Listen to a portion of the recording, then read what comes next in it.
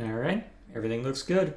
So, ladies and gentlemen, it's been a while since we've done one of these, but welcome to what is going to be the usual schedule for the next however long, probably to the end of the year, knowing my luck, because a decent number of you have thrown a decent amount into the Discord server, and because of that, I've got enough built up in the backlog for something like, what, 2 or 3 of these, maybe 4, depending on how I break them up, or if I throw anything else into the mix.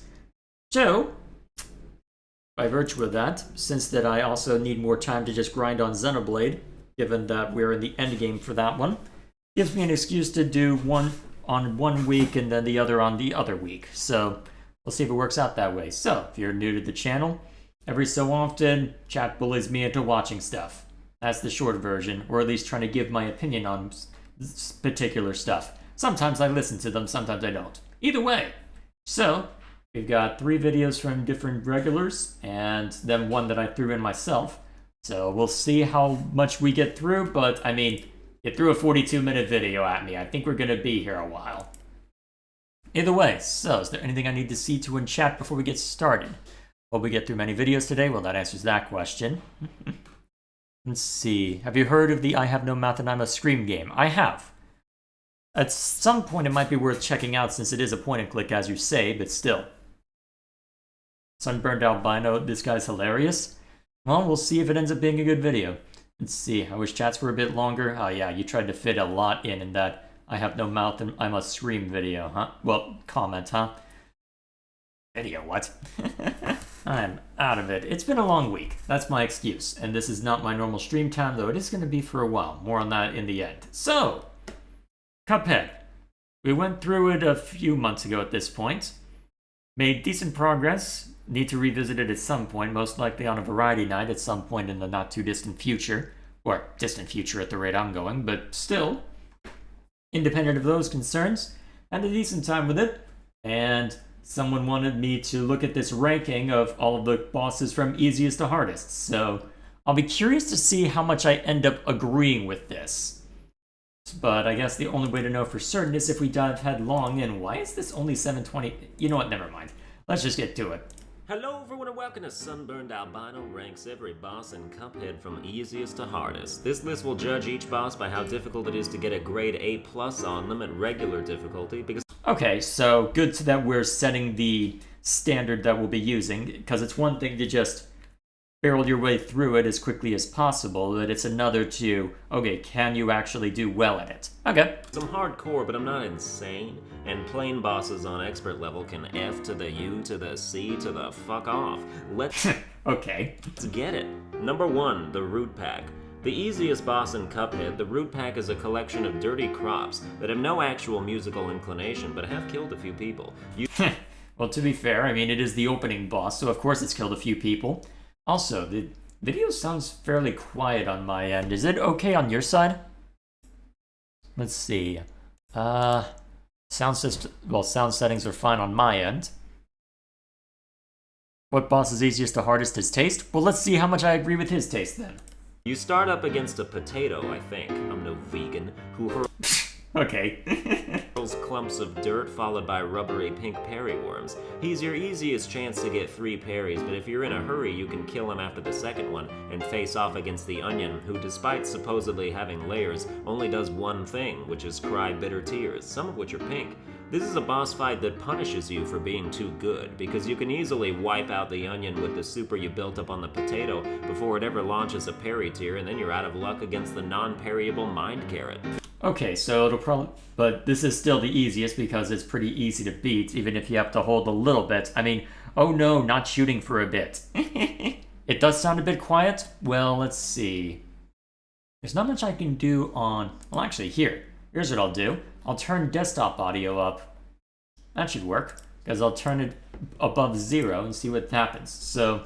This carrot is cake as well, as the suicidal baby carrots it heartlessly hurls at you are slow-moving and you can commit infanticide rather easily while you go to town on his head. I see that. Eventually you'll blow his mind enough and walk away with that, golly, a perfect score. Number 2, Goopy Le Grande. You know, for a blob that bounces around, Goopy is surprisingly a blob that bounces around. That's about it. I was wondering if you were gonna do something. Oh, it's kind of tricky at this particular spot, but nope, not even that. Run under him while you're charging your shots, although roundabout works pretty acceptably in this fight too. After you do enough damage, he'll pause and spawn 3 parryable question marks. You need to get all of if you want Dat A+. Oh, that's where the... How did I never notice that? Baby, because he don't do nothing else. He is now a bigger blob that bounces around and occasionally winds up a fist to punch you with that can be ducked under if you don't want you'll find China self getting smashed to pieces. Once you stagger him enough, he will die. Except that doesn't mean the fight's over, because you must now desecrate his tombstone that is still trying to crush you. Spread shot's good here, but you can use anything really. Just dash away when he topples over and you'll murder him again. Number 3. Alright. Actually, it looks like it's a bit loud on your side.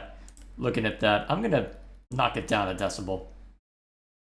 Alright, that should be fine. Hopefully I'll remember to set that back once we get to the next video. Captain Brinybeard. The captain himself doesn't do much, but give you dozens of parry pellets. Interesting that you're putting this, because this is an act... Isn't this Act 3? Huh. Seems a bit odd to be putting this here, but let's see your reasoning. But as a man of the sea, the denizens are his friends. You must keep constant watch for the barrel overhead. Okay, so being able to parry all of those would certainly help, at least to get the parry counts up. That will not only periodically crash down on you, but also distracts your chaser bullets from reaching their intended target, which is why I vastly prefer charge shot here. The captain will summon dogfish to advance on you, a squid to obscure the screen in black ink, African American inks. Really? Okay, yeah, I can see the... Yeah, no wonder why Gray recommended this. I was going to recommend his comment response video along with this one, but decided to save it to see if you like his humor. Well, given the other stuff you've posted, yeah. That explains a lot. Signature joke from now on. And a shark to try and chomp you from behind. Shootin' and lootin' is varied in terms of what it throws at you, but it's all easy to avoid. And the captain's insistence on building your super meter with his pink dick beads means you'll be blasting him away several times. Okay, I can see that. So, yeah, that's fair. His final phase sees his sentient ship boot the captain off into the ocean and take over itself, revealing a uvula weak point and shooting curving fireballs. If you have a super built up for this phase, you can almost skip it entirely, but if you don't, watch for the ship's special beam cannon to wind up and make sure you're far enough away from the barrel that it won't fall on you while you're ducking underneath the impending blast. Wreck that. Okay, so there's a decent amount to keep an eye on perhaps, but once you know the timing's relatively straightforward. Vessel's gag reflex during my second favorite fight and take the victory. Number 4. Second favorite? Interesting. I wonder what you're considering your favorite. Maybe we'll hear that. Cagney Carnation. Cagney Carnation has the greatest idle animation of all time, to the point where I also do that with my hands now. I can't even think of a meaning to attach to the gesture, but it's ridiculous in a lovely way. I run a combination of roundabout and spread shot here. You're better off not using spread shot on the flower itself, because only half the burst will hit it at any given time, but yeah, that's fair. it's good for clearing the seedling mobs he spawns. When he starts cranking himself off and spurting his seed Why?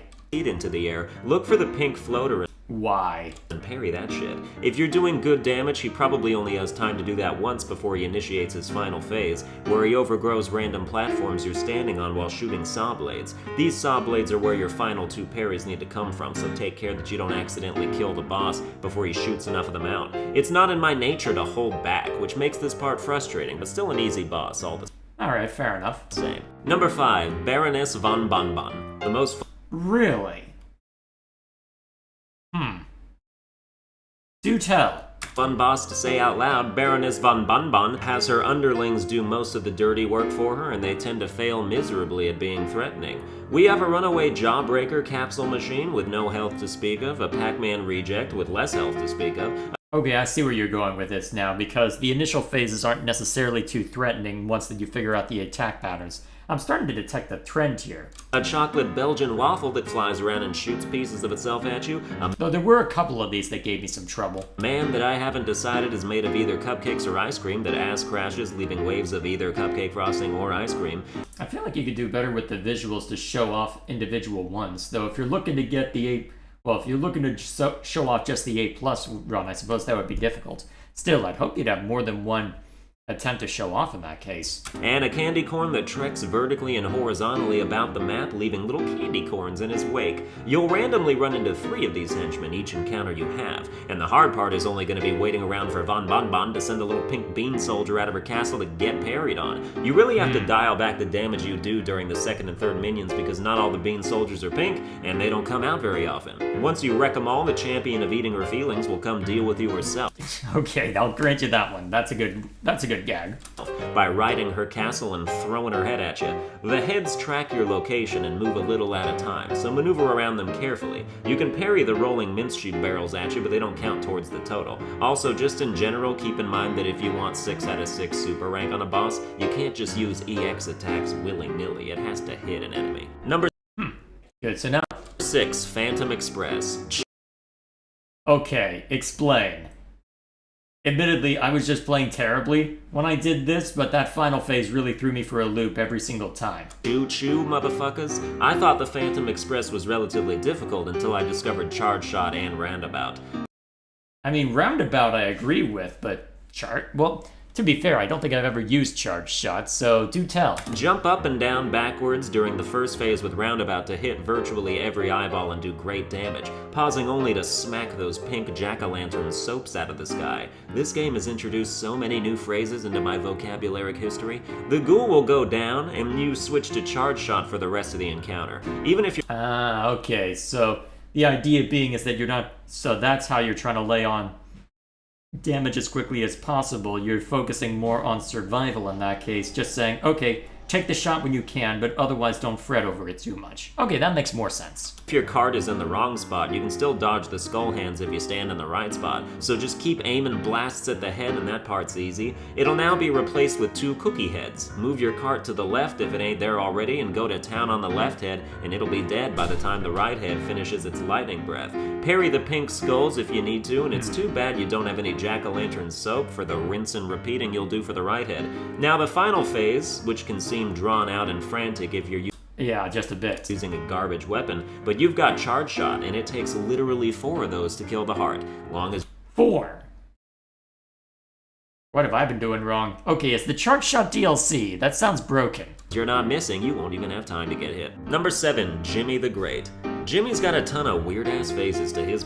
Okay, this one I can see. That's one I can better understand, because this one was relatively straightforward once you figure out the attack pattern. Okay, I feel like I keep saying that. Am I really adding anything to this? Boss fight. He'll start off by either throwing Egyptian kittens, scimitars, or precious family heirlooms at you, with random parry opportunities interspersed. If it's the heirlooms, you can get all 3 parries right off the bat, otherwise you'll have to wait patiently. He'll then turn into a gauntlet of spinning blades, where I'd recommend you switch to the bomb alternate weapon and blow up his face segments and fly through them. But don't be in too much of a hurry, because if you're too close to the right side of the screen, you might get sliced by a slicer you couldn't see slicing.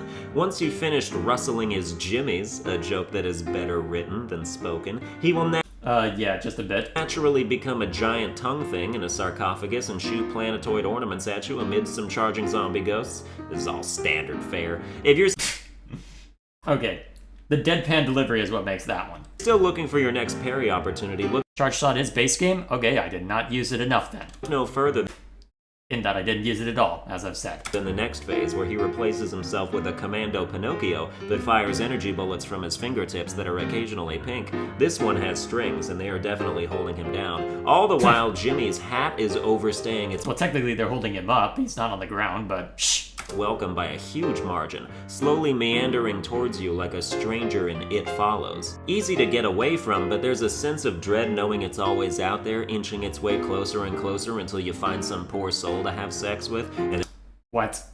Huh? then you have to tell them about it and teach them you can't just run off, because if they die, it's just coming after you again, which is the biggest bummer of all time. I have questions. Knowing that even if you pass the curse along 100-fold, you never Wait, hang on. Were you able to...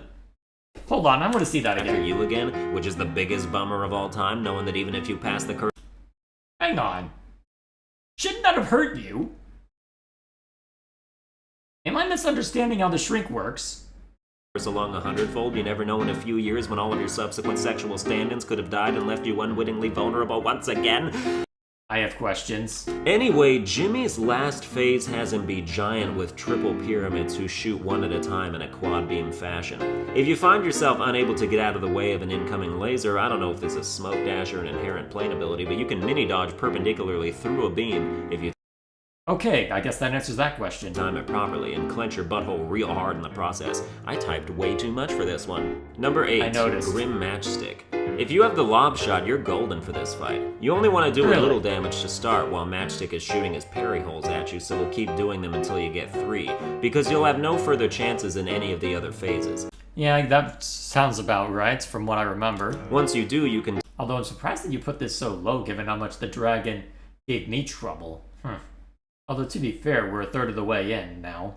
dodge his fiery spaghetti balls while focusing your own fire on him. You'll build your super meter to max right when he's about to back out of frame, so unleash it on him before he can, and his next phase will last about 5 seconds. A great tip to dodge the little flaming boys is not to do anything until they actually jump, as they're good at tracking people who react instinctively. I wondered about that. Matchstick will become trilingual and start shooting blaze capsules That's not what that word means, but okay. at you that explode in a 4-way pattern if one of your shots connects with them, so don't be letting your shots connects with them. Watch out for when one of the heads turns into a fire hose and stay off the middle clouds, but never stop doing your own damage. Weirdly, the expert version of this boss is even easier, as Wait, what? How? the clouds reverse direction, so you're always facing the dragon when you're jumping and shooting. I guess Matchstick is hard if you're like bad at jumping or dodging or shooting or Cuphead.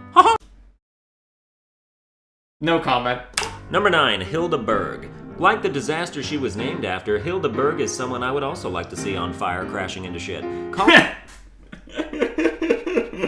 Okay, alright, good one. Calling a woman a blimp is typically considered rude, but in this case it's quite spot on. Hilda sends out little blimps that sometimes shoot parryable shots while she tries to laugh you to death and shapeshift into random cloud entities. It's nothing we haven't seen before in video games. As with all I mean, it's sort of it. Well, it depends on the kind of video game, I guess. You look to old school point and clicks and it's not that outlandish, I suppose. Twain bosses, abuse your maximum super to hell, and parry as often as you can even after you reach your quota. If she turns into a Cloudian Ox, get ready to dodge quick ramming attacks with very little warning. Just try not to be at the same elevation as her most of the time. If she becomes 2 twin Cloudian Gemini Elves, really piling on the Yu-Gi-Oh references with this one, she'll I'll take your word for it. launch an auto-firing turret swirl that you should preemptively dodge in case you get unlucky and it starts firing in your direction first. And if she becomes a Cloudian Man-Cupid, avoid the arrows and blow up the stars as a group with your bomb fire. After way too long of Oh yeah, they can be destroyed. It's been too long. a period has passed, she'll do an impression of an epileptic Asian boy who just watched the Porygon episode of Pokemon and start Okay, that's a deep cut. convulsing violently. That is... Huh. How many people even know about that? I only know about that because of YouTube. Before turning into a crescent moon and launching stars and UFOs at you. This part is the hardest to dodge, as the UFOs have set times they activate their infinite range tractor beams, so you need to know when to hang back and when to rush forward to avoid Yeah, and it looks like it doesn't give you all that much in the way of warning. them, all while still racking up damage on lunar bitch Hilda. That better be a waxing crescent. I don't want to get rug burn later. Number 10, Werner Vermin. I've never said that name out loud, and I just got the pun. Them W's.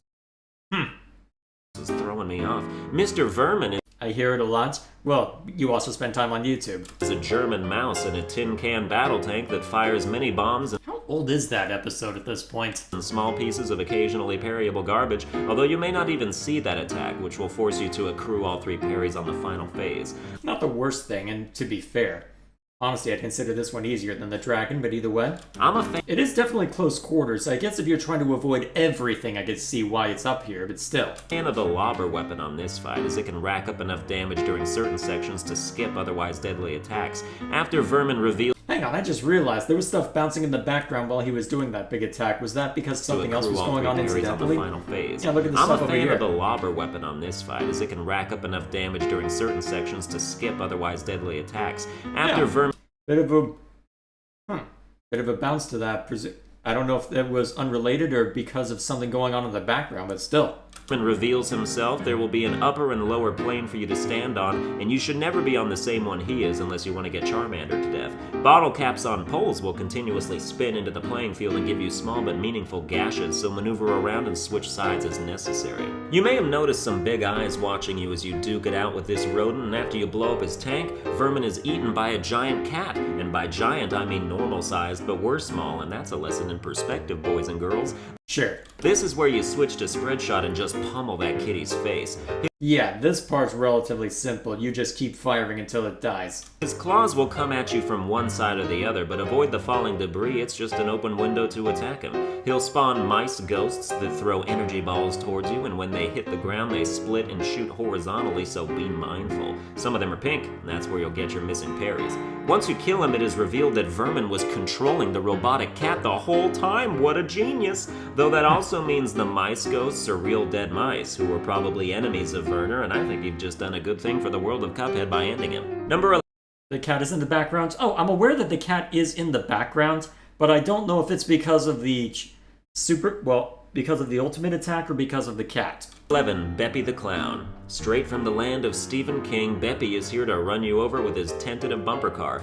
Okay, now that we're getting more towards the middle, now it's starting to make more sense. The fact that you've got a lot coming from all directions on this one, especially the later phases. You'll have to shoot the ducks overhead to give yourself room to jump over his acceleration, and you might even see a pink one to parry, although this boss has no shortage of parryable options in the future. Once he runs himself off the road, Beppy will turn into an air pump and spawn endless balloon animals, many of which are parryable, and I'd recommend getting your parry quota before you end this phase. Yeah, it's gonna be hectic otherwise. From this point on, a roller coaster will be traveling across the screen with passengers in it that are just excited to be there, and you can't land. Wait, you can parry that guy? Hang on, did I see that? The roller coaster will be traveling across the screen with passengers in it that are just excited. Oh, it's the nose. To Okay. be there. You can't land on any of them or they'll sue the park. How did I never notice Suck that? the air out of the pump and Beppy will start riding a donkey that pops down and shoots horseshoes. Standing under the ass with spread shot will absolutely wreck, and spread shot in general is your key to this battle. The final phase kills many people, I'm told. Beppy Yeah, it killed me a lot. takes possession of a park ride and the roller coaster is sped up to triple speed. Standing on the platforms that fly around and unloading on Beppy will net you your win, but not before he pukes out some baseball-throwing penguins whose shots you have to dodge. You can kill them, but I wouldn't bother. You'll build up so much super during this phase, you're basically guaranteed to max it out and you can finish the fight decisively. I could see that. I just had trouble dodging them so much that I went for the kill on them anyway. Number 12, Reby and Croaks. Okay, hard disagree. This fight is only this high because of the very beginning when you're trying to hit your parry quota. Oh, okay, right, because of the A+ stuff. Okay, right, because of the parrot. You know what? Fair enough, fair enough. That's the standard you're going with, that makes sense. When whichever frog is which is hurling fireballs at you, the pink ones come out at different intervals every encounter. It's pretty hard to get 3 in one go without getting hit and having to start over, because don't forget, you have to flawless all the bosses for that sweet A+ rank. I like Roundabout for this fight, especially when they're on both sides of you, so it's impossible for a shot to miss. You can easily dodge everything the frogs do, whether it's windmilling while shooting Saturn balls or spitting out flame flies that have never once hit anyone.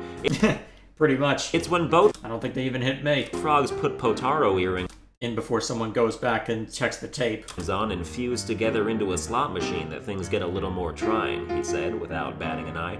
Parrying the slot handle doesn't count towards your goal, but it does unleash one of their attacks on you and renders them vincible, as opposed to the antonym of invincible. You can either play hopscotch on green platforms, leap over or duck under blue laser beams, or jump under tiger balls, but unless you have a lazy eye or cataracts, you should be fine. Or better yet, double fine. Why? Why? They're not even related to this. Number Yes, yes, my question, why? 13, Sally. Why are you reminding me of them? It hurts too much. Stage play. This fight allows me to live Lou, go check the tapes.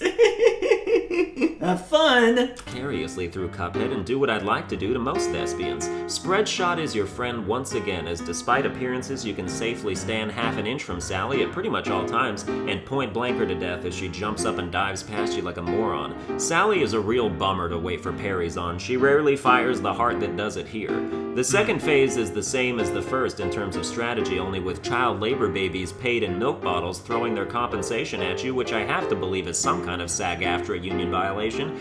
And no, we don't like SAG-AFTRA anyway, so it's fine. Get through this and she'll be Well, Who does nowadays, to be fair? Become a much bigger target, where unlike Harvey Weinstein, you can point your finger What? at this starlet's ass relatively consequence-free.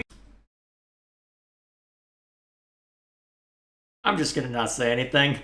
My favorite moment is when the stagehand grunts across the field carrying the heavy set piece and you have to either parry the pink star over him or smoke dash through him. I have a high school theater background. It was a nice touch. The last phase has you dodging / parrying roses falling from the sky and vaulting over a parasol that must be in a dream. #Inception. I wouldn't try It's been too long, I don't remember too much of that if that's in the actual movie. and finance any of Sally's plays after this. She'd just donate the money to charity. Number 14. You say that like it's an issue, but never mind. In Wally Warbles. Wally is under house arrest, apparently, and only his head is vulnerable to attack.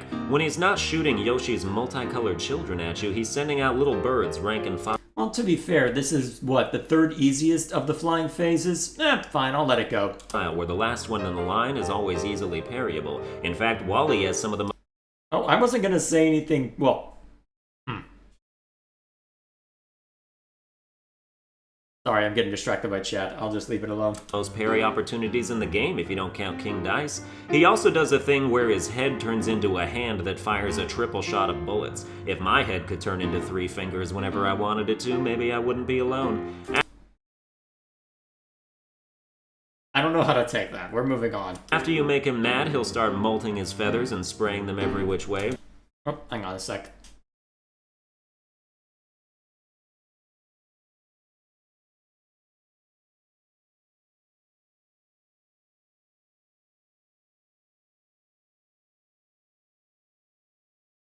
Sorry about that.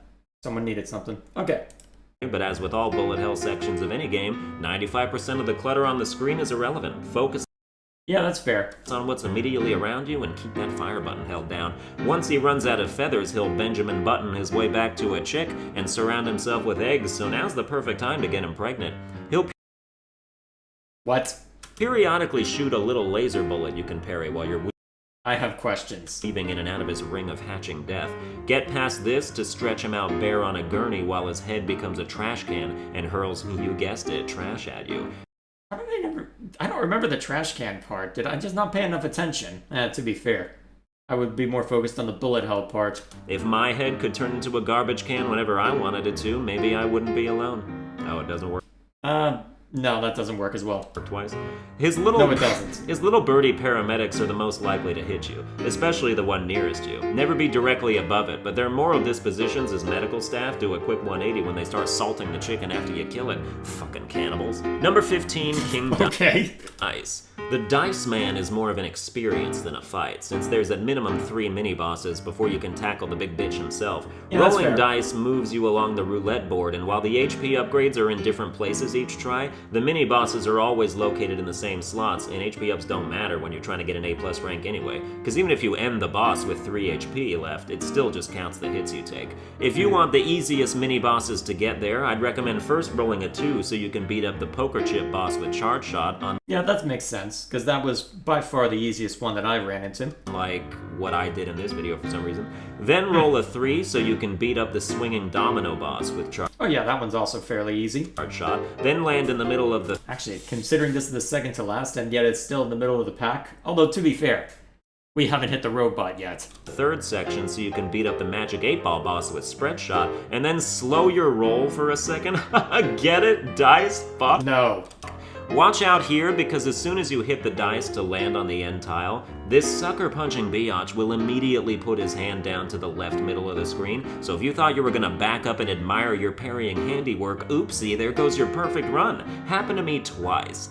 You like juggle parrying, right? Because you need to at least 5 times in a row on multiple occasions in order to survive the walking cards with occasional dashes in midair to hit faraway pink Good move. ones. It gets the blood pumping, right? To my dick. That's all You didn't need that last part, but okay. he does, though, from one side or another. Despite the length of time it takes to restart if you mess up, it's not as aggravating as some fights coming up. Number 16, Dr. Kahl's Robot. Really, this is further down the list than I expected. Okay, that I can sort of see. Oh, well, okay, if you're trying to go A+, I sort of see it. And then, the devil, yeah, of course. This boss reminds me of the engine fights from fellow Souls game Crash Bandicoot. Souls game? This isn't a Souls game. What are you doing? Although Crash Bandicoot isn't one either, so I guess that's the joke. Please. Nowadays, any game that can't be beaten Okay, good, thank you. in one life by unborn children with cerebral palsy is like Dark Souls. Okay, you know what? Fair. Anyway, it's real difficult not to get hit by Dr. Call's robot. Some might say it's even harder than the Cuphead tutorial, but I don't know, the scales are pretty balanced there.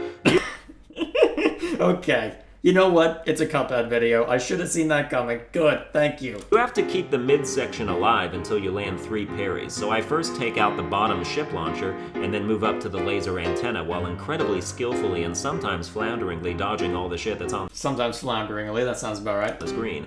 Once his heart is exposed, I just ram a supercharged bomb in there after a couple seconds of shooting to take him to the next phase of shooting his head off and flying around the screen. You'll need your alt fire to kill these black blimps, African American blimps. Again? Callback, at a safe distance, and to help you make like a man who Why did I never think to do that? was terrified of blowjobs and avoid head at all costs. Why you like this? Soon the man behind the machine pops out and laughs maniacally, as mad scientists tend to do, before non-stop shooting screen-filling projectiles for the rest of the encounter. In my view, this is actually the easiest part of the boss. Yeah, I could see that, because you only have to worry about that one attack pattern and the barriers along the way, so not too much of a worry. It'll get you tense. But as with Wally Warbles, you just have to focus on what's near you and not really ever look at Dr. Call himself, since as long as you're holding down the fire button, you're probably hitting him as you maneuver around. Close enough anyway. Once you knock all his clothes off, you're good to go. Number 17. How did I never notice that? I probably didn't care to notice, to be fair. In Cala Maria. Hey, it's my favorite boss in Cuphead for reasons that are not frowned upon. No comment. Calamari's goal is to get back at people for polluting the ocean by polluting the screen with a dizzying amount of projectiles and clutter. Okay, that's why you don't like it. Well, to be fair, you're looking at stuff that's hardest to get through without taking hits and still parrying, so, fair enough. When she calls to her I'd probably put the robot further up, but then again, there was a quote easy phase on the robot. turtle buddy, I like to switch to bombs and blow that sucker out of the water as fast as possible, because if she's gonna spit specters out while that's going on, you're probably gonna get ghosted. When she starts lifting schools of domestic fish out of the ocean, that's your only chance to parry. And there are exactly 3 pink ones littered in there, so you better get them all. The problems with this fight start when electric eels start groping Cala Maria like a famous Hollywood producer, because Okay, again? Oh boy. she then evolves the ability to turn you to stone with a flash of light that I'm not sure is dodgeable. Whether Well, you have to be at a very specific point to dodge it, as Chad pointed out when I was going through this. So you know what? That would probably be the main reason you put this above the robot. you are or aren't then bombarded with eel pellets is a matter of luck, and wasting time killing the eels instead of focusing fire on the boss isn't guaranteed to help. Just make sure you have a max super for that phase to get it over with. Eventually her body will turn to stone and separate from her head, but will unfortunately crumble and sink into the ocean before you can salvage it for yourself. Of course. At this point, I ran into a glitch where I think if you smoke dash at exactly the right time during a stone flash, you maybe become ethereal, but then just watch the footage and tell me what happened, because I'm honestly not sure looking at that, because you were definitely in the hitbox. Huh. Weird. I flew right through the floor and a spike wall without getting hit, Oh, that's what you mean. Oh, interesting. and a resulting max super bomb wouldn't even explode on contact with the boss until it detonated on its own. My justification here is that luck so often screws you over during this battle that if it decides to turn the tables on the boss, who am I to discount it?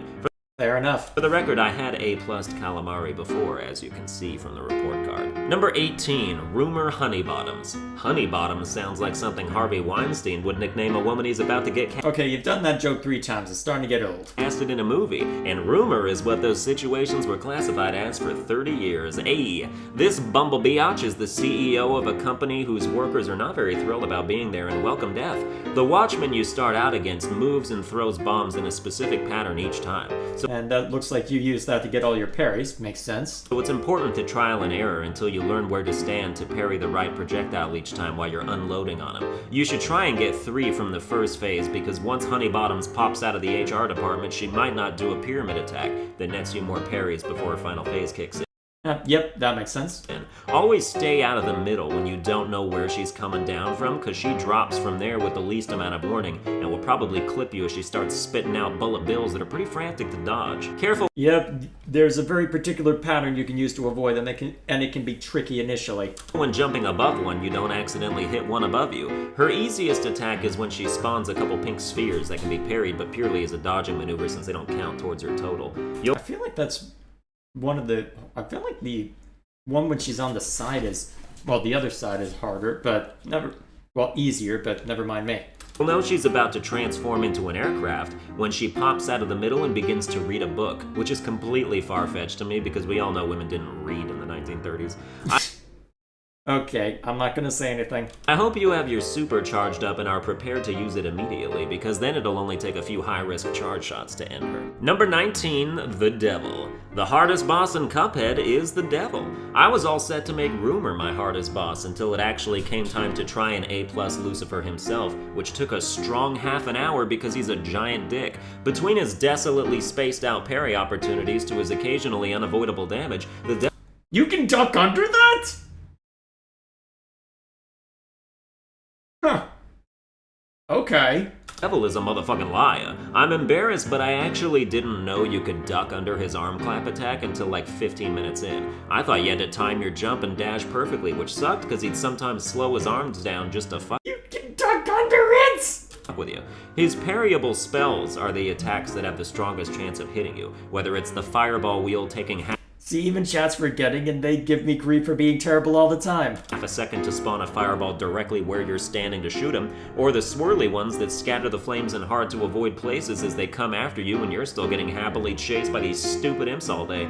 Once you defeat his first phase, he'll unzip his skin and jump out as a skeleton, something Harvey Weinstein has Okay, come on. A fourth time? You're overdoing it. wet dreams about cause he fat. Alright, that's the last one. The last one should have been 2 ago, but never mind me. You must follow him down the rabbit hole and then shoot his giant eyeballs that hurl axes at you, while blue flaming poker chips fall onto random platforms the rest of the fight. If he squeezes out a pink bomb bat from one of his ears, you better parry that.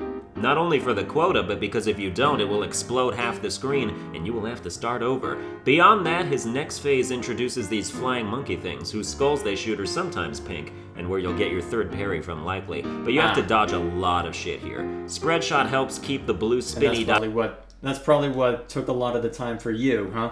ivy things from hitting you, and you can kill the monkeys too. Then comes the final phase of the fight that I call the middle finger phase, because it's just the devil crying and you're like, oh, free win, until you let your guard down and a poker chip drops on the only platform left on the screen, the one you're standing on, and before you can get out of the way, you're at 2 HP and now you're crying. But otherwise, you'll kill the devil and get an A+ and feel good about it, and now you just have to go get S ranks on every boss on Expert. Woo! Anyway, that's gonna do it for this boss ranking. I hope you enjoyed it. I have more Alright, there we are. Okay, so reasonable for the majority of them then. Very well. Let's see, is there anything that I need to look at in chat that I might have missed? You guys were a little hyper about it. Let's see.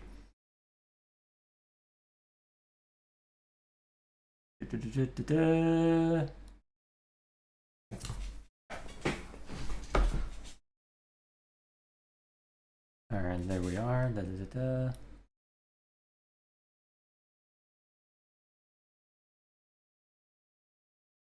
I think in an update they removed the ability to duck under it. Oh boy.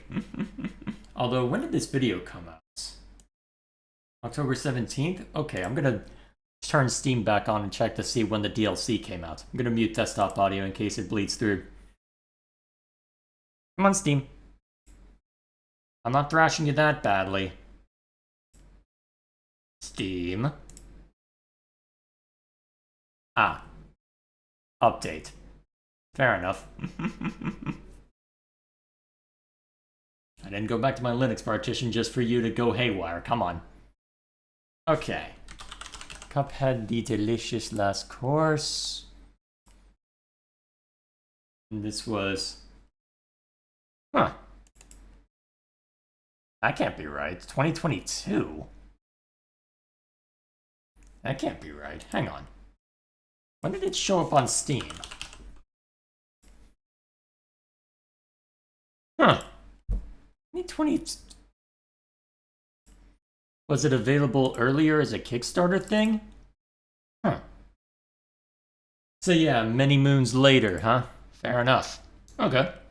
Alrighty. That was one of them.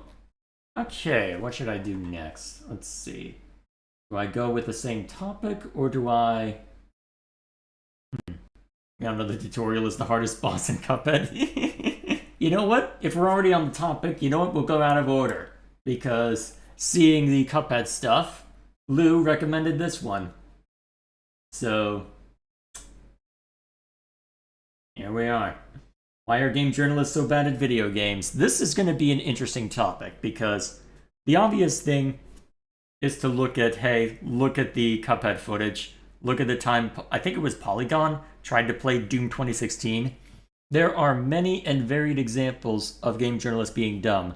And then there's also an instance where someone literally didn't realize that he was able to apply skill points in Mass Effect and then complained about the difficulty curve. And then we wonder how BioWare ended up in the state they're in. Good luck, boys. Not that there's much left of that studio. So, I've never seen this. It's a watch for us all. Ooh, this could be risky, though, because the disdain for game journalists, there are many reasons for it. There's the actual journalism itself, which isn't always up to snuff. There's the fact that they are terrible at video games.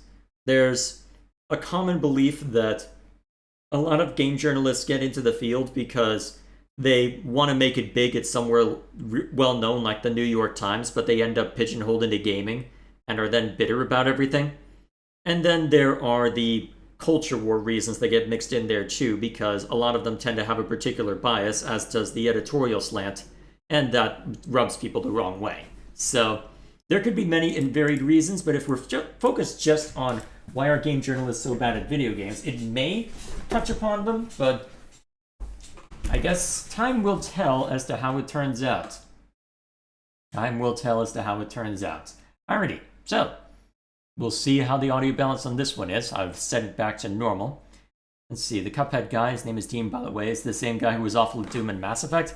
The Doom 2016 footage was someone different. The Mass Effect, I believe, was the same. Because Doom was Polygon, I think, and then Cuphead was, what was it, Destructoid? Can't remember exactly. Hang on, I'm going to take a browser off. Well, I'm going to take a browser page to... Actually, I'll just use Firefox since I've got it up here. Let's see.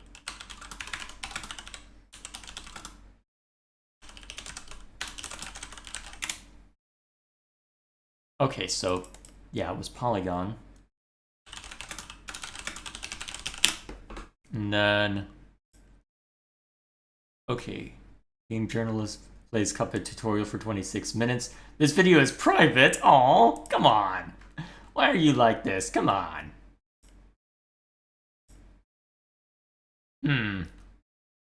GamesBeat. Okay, I messed it up. It was not Destructoid, it was GamesBeat. Okay, cool.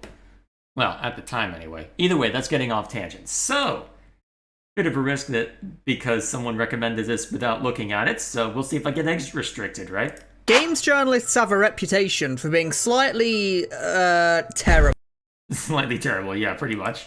at video games. It seems like it's Yep. just a fact of life by now. Every writer for every site, from Kotaku to IGN, just all suck at video games. But if you think about it for more than 5 seconds, that should sound a little bit weird to you. They get paid to play and talk about video games all day. So if they spend so much time playing video games and spend so much time talking about video games, then why are they so terrible at actually playing video games? Because, well, here's another reason to consider, because they're having to think about the deadline, not necessarily being good at the game. And so they're not necessarily thinking, how do these mechanics work? They're thinking, how quickly can I get through this? And so they're not necessarily thinking about it the same way that we would. Well, to talk about that, we're gonna have to go back in time a little bit. Because the idea that game journalists are just terrible at video games is sort of just taken for granted by now. It's just a fact of life at this point. But it never used to be this way. So let me take you all the way back to the prehistoric era of 2017, where... Oh, it goes back far beyond this. Hang on, how old is this YouTube channel? Hold up. How old is this YouTube channel? 2019. Fair enough. So, relative. Hang on, did I read that correctly? Hold up. Yeah, so. Depending on when you got your start, because yeah, this predates a long time ago. This isn't just Cuphead. That's just when it reached a fever pitch where it was undeniable in your face. It's not like the Doom example where, okay, it's very obvious you don't know how to shoot, but it's not necessarily as obvious to just a normie. All of this began with the It began way before this, but never mind that. initial release of a now critically acclaimed indie classic. And I just got content ID. Usually not, to be fair. Cuphead released in 2017 and received critical acclaim instantly. Players absolutely adored Cuphead. It had these beautiful hand-drawn animations, it had a really clever and gradual difficulty curve, and it harkened back to the old SNES and Sega Genesis games that the developers grew up with. It was an instant hit, and it sold millions of copies because of it. But Cuphead, to no one's surprise, is a hard game, and it's hard by design. So when the games journalists entered the scene and came to take a look at this game, they weren't exactly impressed. The game was... Well, I think they were impressed by the art style, because everybody was gushing over it because of the unique premise, but then they actually had to play it and realize, oh crap, this is difficult, but still. Too hard. It wasn't accommodating I feel like I've seen this video or at least watched a similar one. Oh boy. enough. It looked good, but it didn't feel good. It What? No, what? seemed like game journalists weren't very big fans of this one new Cuphead game that the general public was completely enamored with. But they still gave Cuphead a good review score, Yeah, because they'd get roasted to hell if they didn't. usually an 8 or 9 out of 10. But games journalists will literally give an 8 or 9 out of 10 to basically every game ever made. But Oh, fair enough. some of these reviews came with videos Yeah, that you could have easily avoided. alongside them, and one That you could have easily avoided. of these infamous videos in particular was about to go completely Yeah, that one, it feels like you're just trying to get hit. viral. A game journalist by the name of Dean Takahashi playing the first 25 minutes of Cuphead. People Let's see, I remember an infamous video where someone failed at the swinging and platforming in Doom. I'm pretty sure it was Dean, but if it wasn't, I'll admit I was wrong. That sounds like you're thinking of a separate thing. I don't remember there being too much swinging in Doom, to be fair, but I need to go digging. Let's see. Because it was the footage I'm thinking of. Let's see. Let me see if I can get a link for it.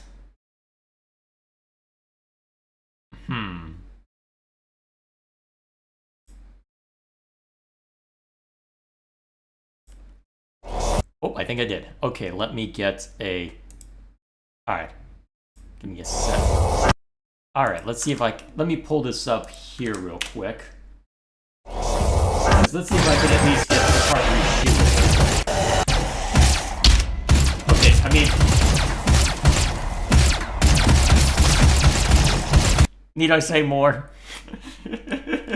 Let's skip a little bit further ahead. Because it looks like he's using a controller, to be fair. And that would certainly influence things. But at the same time, it's like watching me use... Oh, Doom Eternal? Yeah, that would explain it. But yeah, it was the issue with original Doom as well. Come on, give me some gameplay. So let's zoom back a little bit. Say half glory kill. And then... It's like watching my mother try and use a controller for the first time. I mean, look at this. Are you using the arrow keys to aim? What is this? Why are you using the shotgun from so far away? Safe levels. Yeah, this is what I think about when I think inability to play Doom. That's the short version. That's what I think of, anyway. People watched this video and were shocked to find out that a large percentage of the video is just the tutorial for the game. Cuphead's tutorial isn't long by any means. It takes just about a minute to complete at the slowest. But our friend Dean takes an excruciating minute and a half just trying to jump over this pillar. I don't remember. I remember it being longer than that, but that might just be my memory. That's it, just a single jump. The very first jump in the tutorial of the game was proving difficult Okay, devil's advocate, second. for our boy Dean. A jump so simple that it's literally just there to teach you the controls. Calling it an obstacle would be an overstatement. He then finishes the tutorial another 2 minutes later. But then our protagonist Dean makes it to the first run and gun level, the first real level of the entire game. He then I thought you could go to one of the boss stages first, but never mind me. proceeds to spend the rest of this 26-minute and 40-second long video failing to beat this run and gun level. Over 23 minutes of dying constantly. Barely Okay, real quick. Actually, shoot, I haven't, because I'm reformatting a lot of my hard drives right now. I don't think I should be able to plug it in. Which one's plugged in right now? I think that one has my Cuphead footage. Actually, it might. Hang on. Does this have my Cuphead footage? Video archive, playthroughs. Ah, this does. Okay, I'm gonna shut off desktop audio real quick. Actually, I'm gonna shut off the screen real quick. How long did it take me to get through this? Okay. You know what? I may as well show this off. So let me go back to lazy displays. So found the footage of it. So let's skip over to where I fought this guy. Alright, so here's the running gun. Alright, so we'll just say...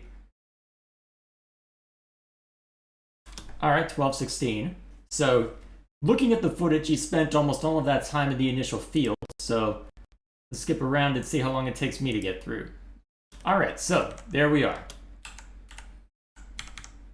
It took me, so from 12:15 to 29:32, so what? 17 minutes, 15 seconds or so? For someone like me who is trash at this sort of game, to get through the totality of it, and then he spent 23 minutes and didn't even get past the field. You know what? Fair enough. That is terrible. even making it a quarter of the way through the level, dying in such ridiculous ways that it can legitimately Okay, so he did get further than just the field, but still. be hard to tell whether he's dying on purpose or not. And keep in mind, this To be fair, that one I could sort of understand if you aren't timing your jumps correctly and fail it twice in a row, but still, failing that often, that frequently, you'd think he'd never played a platformer before. video was uploaded on the 24th of August. Yes, I did see that bird, comparison to a bird doing a small challenge, but not quite the same thing to be fair, but still. I do remember the pigeon video. 2017, which was a fair few weeks before Cuphead would actually release to the general public, because Dean actually got early access to Cuphead by playing it at Gamescom Germany, just for his entire opinion to be formulated off of being completely incapable of jumping over a small ledge. In his defense, though, he... Also, it looks like the audio is a bit loud on the video. I'm gonna knock it down a couple pegs. I'm just looking at waveforms, though. Hopefully that's accurate. does state that he knew his footage was basically unusable. This would have been Jay if he never secretly practiced beforehand. Hang on. Do I still have Cuphead installed on this machine? Yes, I do. I should. Where is it? Okay. You know what? I think I can show this safely. Playtime. 16 hours. About the same amount of time as the stream time. Don't give me that. After he got it. And the only reason it got uploaded to their channel, and the only reason he wrote anything about the game, is because he and his colleagues thought it would be funny. But I mean, it was funny, but it was also embarrassing. that one mistake, that one attempt at a funny joke at his own expense, created a stereotype for his entire industry. No, it existed long before that, and it was partially his fault. Yeah, you are definitely on the younger side. That has lasted ever since. From the internet's point of view, he wasn't just uploading a bad gameplay video of Cuphead, he was a living example of just how out of The old secret account trick. I haven't used that since 2016.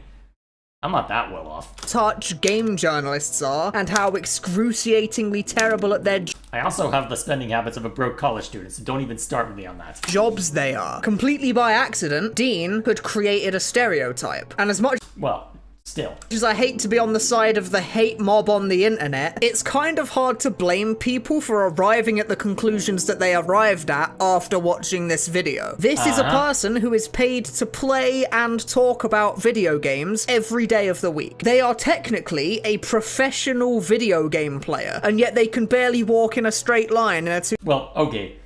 To give the devil his due, they are professional critics. So, in theory, they should know how to play. But them being good at a game doesn't necessarily mean they are going to be good at critiquing the game. Those are two very different skill sets. It's one thing to be able to barrel through and say get good to somebody. It's another to be able to explain what works about the game to where you can justify saying get good without being frustrating. 2D platformer. Yet this person's opinion pieces regularly appear at the top of well-respected game journalist outlets. Why should this person's opinion be more valuable than anyone else's when they can barely even beat the games they play? And that is a thing to remember. That is a fair observation because they are not always correlated. I can tell you that a platformer is... Well, I can tell you a decent amount about a platformer despite being not great at it. I can tell you if it is frustrating to go up against and if it is my fault if I am failing so miserably.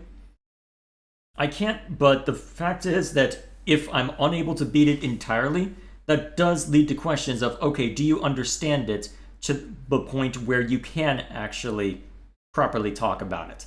So is this a skill issue or is this a comprehension issue? And that is a fair concern to raise. A lot of people thought that this video was eye-opening. Every time a reviewer reviews one of your favourite games and gives it a bad score, maybe this is the sort of performance that they were giving when they tried to play it. Maybe every video game reviewer is just terrible at video games and that's why their opinions seem so out of touch. Maybe the entire industry is just a complete lie, and I mean, a lot of it is smoke and mirrors. Just focus on the indie section and you're usually fine, but still. once this video had opened people's eyes to what a game journalist can really look like, suddenly people started to do some digging, looking to other websites and other reviewers with completely fresh eyes. No, this has been going on long before that. This might have been a watershed moment, but this was a well-known phenomenon. And they found a lot of the same stuff.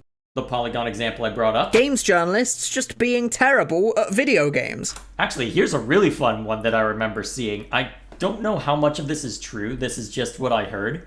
But I remember that there was some discussion around, I believe it's Devil May Cry 5, where if you're doing well at the game, only then does the music swell and get really intense. And so there was some game journalist that had posted an article saying that the music wasn't anything to write home about or something to that effect, and then someone realized, hang on a minute, did you just play on easy mode or not get any combos built up or anything like that? Is that what's going on here? Did you just play on easy mode? And so, I mean, that's just the internet in general. If that is true, just the internet being the internet and going into hyper-autistic detail to say, okay, we are going to pick this apart and find everything wrong. New Super Mario Bros. Wii is a tough game. Old school tough. I actually found... Hang on, I know that donkey video. When did that donkey video come out?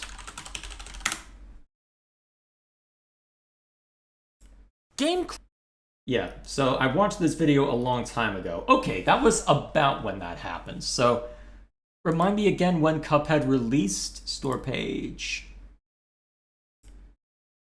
Alright, this was, so July 8th versus September 29th, and so the preview would have probably been a few months, so the timing does line up.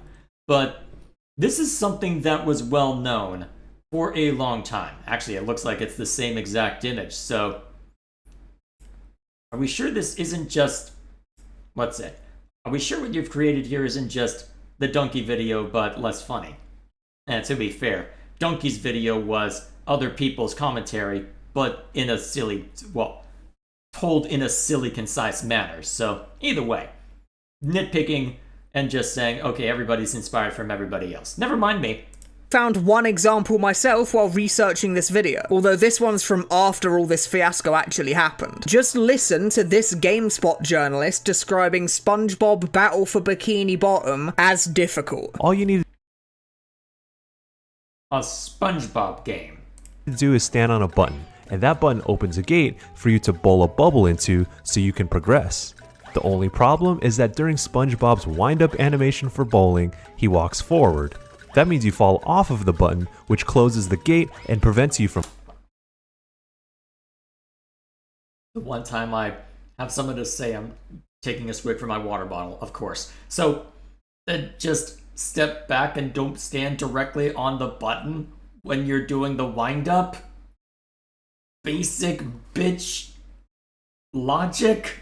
from bowling the bubble where you intended, when you intended. This is the sort of barricade that is enough to completely stump a game journalist, apparently, with him even describing this sort of thing in the game as Sisyphean, which I think might be a bit of a stretch when talking about a remaster of a game for children, to be honest. But personally, I think we might be being a little bit too harsh on the game journalists here.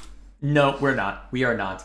Though, to be fair, Super Mario Brothers, well, there are a lot of games that came out for the NES era and earlier, especially for arcades that were quote-unquote made for kids, that were utterly brutal.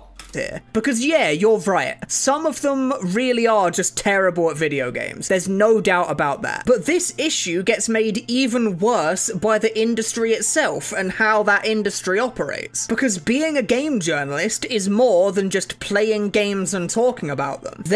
I mean, it is and it isn't. There is a massive amount of pressure on you as a game reviewer. Everyone is racing to have their article be the first review at the top of Metacritic the moment the game comes out. Okay, yeah, so I've touched on that already, and yeah, that is also a concern. So in the back of their mind, there is always that concern of, hey, what's that? There is always in the back of your mind, you're not looking to... Well, heck, it's something that I mentioned when we were looking at that Synthetic Man video a while back on the Second Shot edition, where it was a matter of saying, hey, you put yourself in a situation where you always have to be quick to the draw, to where you can't take time to properly script your videos. That sounds terrible. Thank you for telling me that if I ever go full-time on YouTube, it should be when I have a hell of a lot more of a cushion than you do right now. Which probably means I'm going to remain a hobbyist forever, but you know what? I got stable employment. I'm good. So your website will get the promotion that it so desperately needs to survive. So all these journalists get their review copies a week early, maybe 2 weeks if they're lucky, and they have to play the game, formulate an opinion, write an article, and ship it all within the space of a week. And this is just not enough time to formulate a well thought out opinion on anything. If it's a short game, you could maybe get away with it, but you would have to condense things down pretty quickly. If I were doing this full-time, I wouldn't be able to condense down a lot of the games I particularly look at, since I'm a strategy game and RPG kind of guy. But the actual editing process, given how simple my videos are, that could be done pretty swiftly. Let alone a game that can be 20 or more hours long just to even finish. Take a game like Elden Ring, for example. Okay, yes, that is a fair example to bring up. If you've played Elden Ring, you'll know that it's a pretty hard game. So when you're a new player, you'll play it for a bit and maybe you'll get to the first boss, Margit, and he'll just completely beat your ass over and over again. And you're like, oh my god, this game's so crushingly impossible. Oh my god, how does anyone beat this game? What in the fuck? Well, it's an open world game, so can't you come back to it later? This is the best game ever. I love Elden Ring. This game's amazing. And that's usually how the Souls-like ends up getting you. First impression of a game in this short amount of time will not necessarily be enough to formulate a well thought out opinion on that game. Even in just a week or so of playtime, your opinion on a game can change dramatically. And Yep, that is entirely fair. Oh, and what's chat up to? I don't like Donkey due to his Xenoblade 2 video. At some point I'll need to rewatch it. The first time I watched it was before I knew anything about Xenoblade, so I don't recall too much of the substance. I think there was one point where I remember him being dishonest about a particular cutscene, but I don't remember much beyond that. I haven't seen his video on that, so I can't comment. Video Game Donkey has a few videos I like, but overall I don't find him funny or interesting to listen to.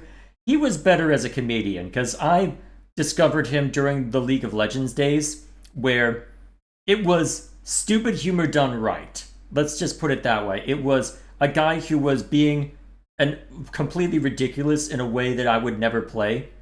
being just utterly insane with how he approached it.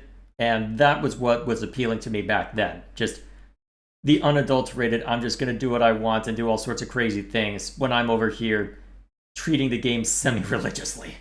Which, to be fair, probably for the best of that, well, made for a nice contrast for me, but still. That was what I went to him for. I didn't watch I watched a few of his other videos, but his League of Legends stuff and his comedy stuff was what I tended to go for. It definitely wasn't highbrow, but I liked it anyway at the time. You can't even complete most games in a week, hence why so many IGN articles are written by people who just straight up admit that they didn't even finish the game they're talking about. Yep, and that bothers the hell out of me, but we've discussed that at length. I got some comments saying, oh, but that's just a YouTuber brain thing. No! If you're a Steam reviewer, fine, okay, yeah, at least I can see the number of hours you put in, but if you're doing this professionally, I expect you to know it cover to cover. And as much as this guy really does just suck at Cuphead, It annoys me every single time. nobody's good at a game instantly. Getting good at a game takes time. I mean, I don't ever recall being this bad at a game, but like, you still get my I mean, it took me 17 minutes to get through that first run and gun, but that was to get through it. point, right? Getting good at a game takes some time to do, and it's time that these Oh man, this boss took me a while. Actually, the Nightmare Grim was the longest boss fight it took me on Hollow Knight. At some point, it might be worth replaying, because that one bothered the hell out of me. Well, gave me so much trouble when I played it on my own. I might still have the footage somewhere. reviewers just don't have. They're not necessarily No commentary, obviously, but still. trying to make their review as accurate as possible. They're just in the rat race trying to get their review out as soon as they possibly can. And it's not Yep. necessarily because they don't care about Oh, this is a cool game. video games, it's because I can't remember what it's called, but I remember this being an interesting one where it's basically just a series of series of bosses. I remember it being really well liked back then. if they don't enter the rat race, they lose their jobs. So the games journalist is forced to play a new game every week, never getting to truly give any one game the attention it deserves. And it's especially punishing to games with steep learning curves, or games that are just hard by design, or games that reward you for paying good attention to the environment. Which is why Rain World, a game that is a complete masterpiece that is beloved by many, is completely chastised by game journalists and has terrible review scores on all the usual suspect websites. Well, I don't know anything about it, so I can't comment on that. I will take you at your word. It's not that the game's bad, and it's not that that particular reviewer wouldn't have liked the game if they spent more time on it. It's just that the game doesn't mesh well with the way game journalists have to work. All of the beauty of this game takes time to uncover, and it's just time that the game journalist doesn't have to spend on a small indie title that they'll never think Well, it's an interesting use of pixel art, I'll grant you that, but I don't know too much about it, so I can't comment. about again. But despite this lack of time, the article that the journalist writes stays on the internet forever. No matter how fast it was written, no matter how ill-informed it is, and no Oh boy, wait, why is Xenoblade on the screen? matter how much the writer's opinion might have changed To be fair, Xenoblade is very niche, so I don't necessarily blame people for having trouble with that one. since they wrote the article. When a regular player plays a game and their opinion grows and changes over time, their uninformed day one opinion doesn't stick around to haunt them because they're not writing public articles about it that can be found on Google for the rest of time. So with all that being said, let's go back and answer our initial question. Why are games journalists so bad at video games? Well, the real answer is that, aside from a few outliers, they probably aren't. They just appear to be much worse Some of them legitimately are. because their industry Well, okay, that is what you said. I'm being pedantic at this point. incentivizes fast and poorly thought out opinion pieces that serve no other purpose other than to show up at the top of Metacritic. Hang on, you know what? I need to prove a point. Hang on.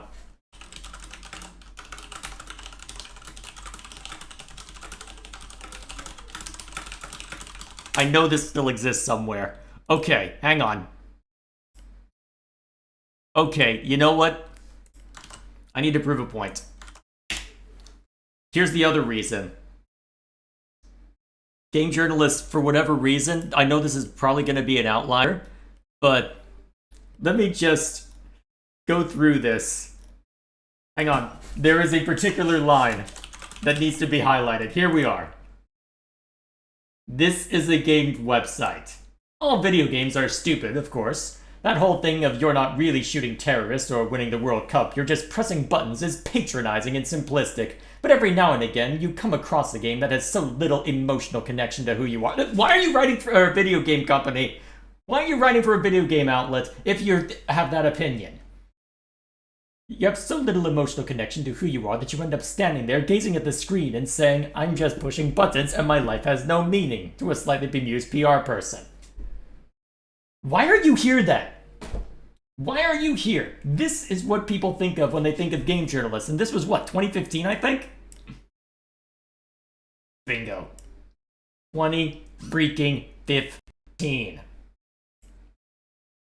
Game journalists don't give a shit about this industry. And as for Dean Takahashi, he's still writing articles for VentureBeat about video games, and people to this day are still lambasting him for being terrible at video games, because I guess some things will just never change. Thanks for watching. Yes, money is a contributing factor, but still, this has been a known problem for a very long time. Is it even money anymore? I mean, 2014, 2015... YouTube was already starting to eat pretty heavily into the market share for game journalists, but, well, for legacy online outlets, but still. Either way. Either freaking way.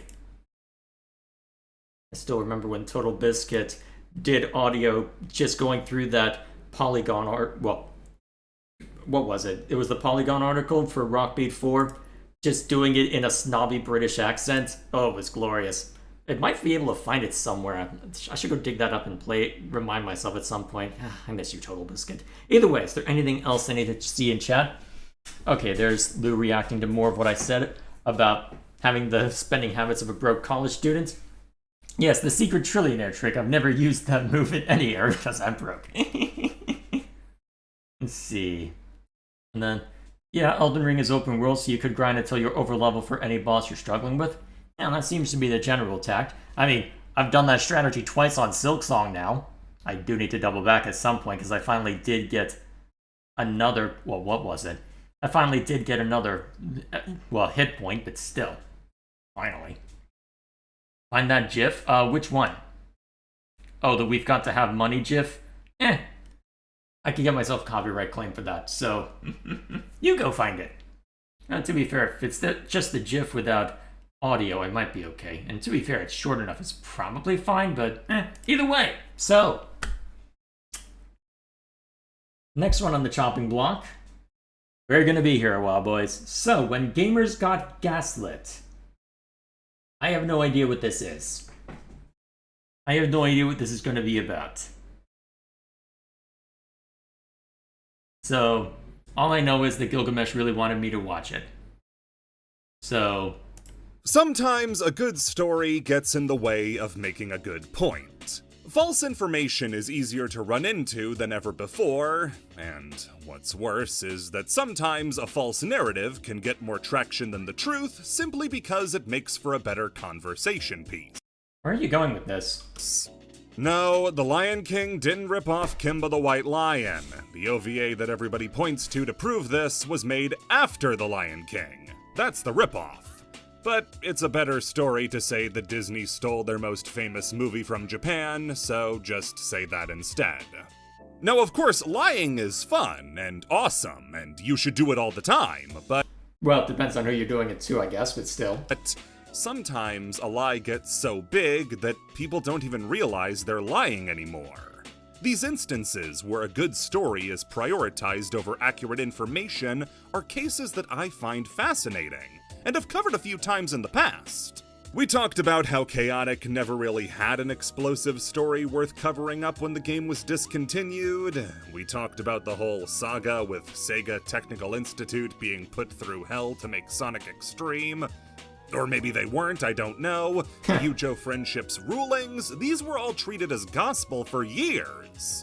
Today, I'm hoping to clear up a few more community-wide lies, and let people in on ones that might have been known lies for years. Alright, so The idea being looking at stories that seem to be settled science, as it were. Okay. I don't know how many of these we'll look at because 42 minutes, but we'll see what you got. Should you feel dumb for believing any of these? Of course not. In fact, I didn't even know one was a lie myself until I started researching it for a whole different discussion that now I feel silly for having believed for so long. See, I'll be there curious to is hear no about that. correlation between penis size and brain power. Where's that coming from?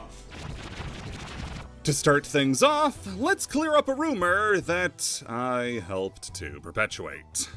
Okay, so I might have lied to you guys once, but this pyramid scheme is really going places. Civilization— you already know where this is going, just let me have my fun. No, I don't know where you're going. Go ahead and have your fun. Civilization is the grandfather of strategy games. The sort of game you have to play to see just how much influence it really had. Other games existed before Civilization that had a similar style, but the level of detail and mechanics under the hood of Civilization made it stand out among all of its competition. The phrase, "just one more game," is usually attributed to games of Civilization, and it's because even a short game of Civ would take hours to get through because of just how much there is to manage. In all of those mechanics, there were bound to be interactions that weren't accounted for by the developers. Yep. And unfortunately for them, one of them happened to be really funny too. Was it the one with Gandhi, or are we thinking about something else? Nuclear Gandhi. Okay, yes, Gandhi. Selecting the roster of world leaders to represent the entire history of human civilization was no easy task, as you had to get historical figures who varied not just geographically, but also philosophically. Okay, so if I'm remembering correctly, what is told is that the reason for Nuclear Gandhi is because they had set the levels so high that there was an integer overflow error with the number they were using, and so it ended up negative. Therefore, instead of being super peaceful, it was Nuclear Gandhi. That is what I understand it to be, but is there something else here? You needed people who represented economic growth, military growth, industrial growth, as well as passive styles, aggressive styles, and who were iconic enough to be recognizable for those traits at a glance. Uh-huh. So to represent an aggressive, expansionist empire, pick Genghis Khan. For a perfectionist, civilized empire, pick Frederick the Great. And for a friendly and passive empire, you picked Gandhi. Okay, you don't pick Gandhi because why would you choose to play as a nation who doesn't get to blow stuff up, but you're still likely to run into him when playing your own campaign. If you run into Gandhi at the wrong time, though, you might just end up making an enemy of him. And instead of wiping him out with ease due to his lack of a standing army, you instead get bathed in nuclear hellfire as Gandhi drops hidden missiles like Marvel vs. Capcom Doctor Doom. Why did this happen? Well, according to legend, it's because of a programming bug with how Civilization was put together. Is that not actually how it went? Civilization works on a 10-point scale for how aggression works, with the AI acting more aggressive the higher their level gets. Gandhi, naturally, starts out with an aggression level of 1. He'll never engage in war unless it's defensive, and will prioritize all other fields over military.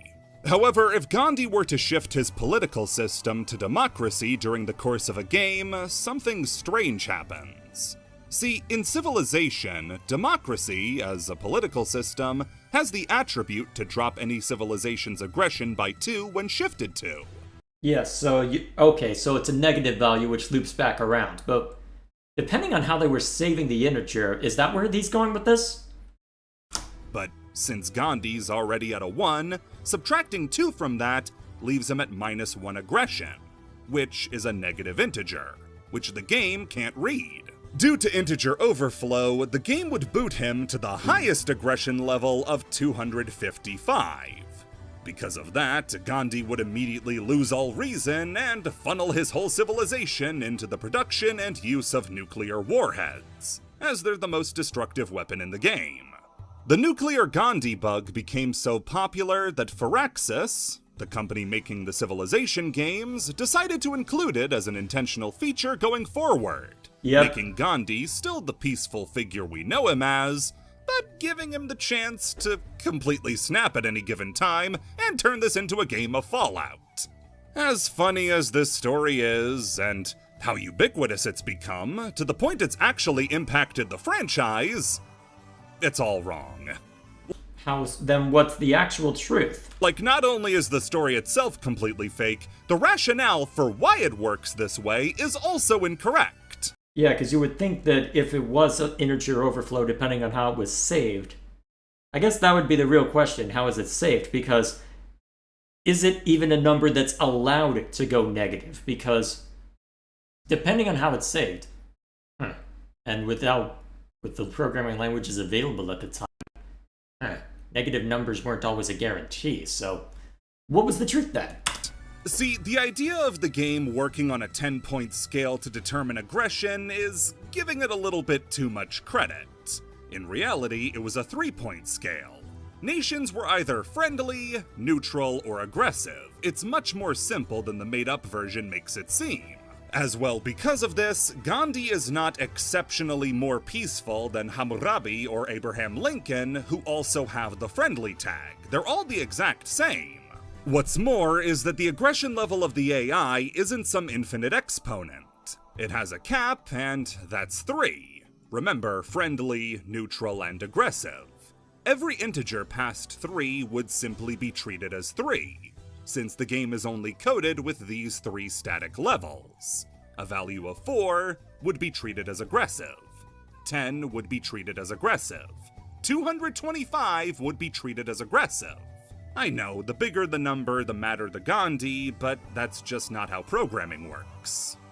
Then where did all of this come from then? Can actually further debunk the nuclear Gandhi meme by looking at the programming language of Civilization itself. That's right, fellas! Lock your lady friends up, Jack's talking programming. So what kind of integer is it using? Civilization was programmed using the C and C++ coding languages. Then what was the actual variable type? Tell me the variable type. I'm an actual programmer. I know these things. Tell me the variable type. Is it allowed to be negative? Which, alongside a whole bunch of other stuff we're going to assume I can explain too, is a signed coding language. That means it's able to represent both positive and negative integers. Only if you tell it to. Well, okay, to be fair, you can specify whether it does or does not use negatives. But come on. Come on, which is it? Meaning that integer overflow from the game being unable to recognize a negative value wouldn't have happened. It depends on which value and how you assign it. If you want to know where that is. Although with C, it might be a distinction. I'd have to go looking. I only worked with C++ for what little I did use of it. Information comes from Daddy's Home. This explanation comes from Sid Meier's own 2020 memoir, where he explains why the Gandhi glitch would have been impossible. But this idea has to come from somewhere, right? Exactly. Well, that's because the joke is based in reality, just not what many people have accepted. See, since he's a passive, friendly civilization, Gandhi is likely to go for a science victory. And at the end of the science development branch is nukes. Even if Gandhi won't use them, he's still going to construct nukes because they're a high-level science item. Then if you aggro Gandhi and start a war with him, he's going to go all out because that's just how the AI in the first game works. Okay. So it's because of the... Why would nukes be at the end of it? You would think nuclear power would make sense. But nukes in general? Fair enough. There is no fighting to surrender, there's just victory and defeat. On top of that, Gandhi would likely not have a standing military due to his aversion to violence, meaning his only combat option was the nuke. Gandhi, though, was no more or less likely to nuke you than any of the other friendly nations. He's not special in that regard. It's just more memorable that the guy who's known for peaceful protest was the one who nuked you, making his attacks way more notable. As for its inclusion in later games, This one's a bit more complicated. See, for the next 3 games, there would be no overt references to the nuclear Gandhi meme. People point to this screen from Civilization 2, where Gandhi is threatening nuclear war as an example, but this is just a generic screen that any world leader would get after accessing nuclear weaponry. It wouldn't be until Gandhi's inclusion in Civilization 5 that they would finally integrate this piece of fanon into the official game. Fair enough. I guess that makes sense. Let's chat up to. My favorite Civ fact is the fact that, wait, he worked on that? Huh, that's random. That is extremely random. Okay. On the table determining each character's AI traits, as in what they're likely to do during a game, Gandhi's are all pretty standard. You have a high focus on things like hospitality and religion, a de-emphasis on things like hostility and deception, and in the category of nuke production and nuke usage, Gandhi scores a 12 out of 10, the highest rating of any character on any trait. Now, this does still come out to a 10, possibly as a reference to the original story's integer overflow theory, but a 10 is still exceedingly rare for any civilization in the game to have on any of their traits. At all? The joke was further expanded in Civilization 6, as each civilization is assigned a hidden agenda for the game, and they pick from a table of available options when the game starts. Among Gandhi's agendas is Nuke Happy, which influences Gandhi to build nukes, commend nuke production, and scold those who won't build nukes. Of course. There is no shame in deterrence. Having a weapon is very different from actually using it. This agenda I don't know how I feel about the animation, but never mind me. also has a 70% chance of being applied to Gandhi, another absurdly high variable based on the rumor. That's all it ever was, though. Just a rumor. A rumor that became widespread knowledge as far back as 6 years ago, when Firaxis marketing manager Kevin Schultz proposed to everybody that they had gotten it wrong in a Twitter post. Well, it's a really good thing that none of us parroted the misinformation after 20, maybe 30 minutes of watching YouTube videos as research well after it was known to be false, and it's especially good that that discussion didn't randomly get wildly more popular than most of the other ones. Whoever did that would look like a real jackass. Now on to a series I've yet to be wrong about, Monster Hunter. Alright, I know very little about Monster Hunter apart from its reputation, so... let's see, what other games are mentioned here? Let's see. Keeping it simple in the description, I can respect that. I'm always willing to try, though. Monster Hunter as a series has had an incredible trajectory. For a long time in America, it was niche. The sort of game you'd have one friend who was insanely into it, but you'd have never even heard of it. So it was a Japanese game, got it. Now I say in America because in Japan, this is Capcom's answer to fucking Pokemon. We're talking Really? so popular it has pop-up cafes, Fair enough. attractions at theme parks. It's big. To be fair, Dragon Quest is big over there too, not so much in the rest of the world. I'm just talking about it how it was perceived from my perspective. Following the release of games like Tri, 3 Ultimate, and 4 Ultimate, it gained a little bit of momentum, and then World came out. World kinda fixed Crapcom. They've been doing great ever since. They've been struggling a little bit on their PC ports, but that's just me being a curmudgeon. Now it's one of the most recognizable franchises they have, and has seen just as much popularity in the West as it has in Japan. Monster Hunter's beginnings, being in games that a lot of people haven't played though, has led to a lot of the series being shrouded in mystery. The first couple of games are not new player friendly. You get your mission, you get your Poogie, but from there you get a butter knife and are told to kill that thing.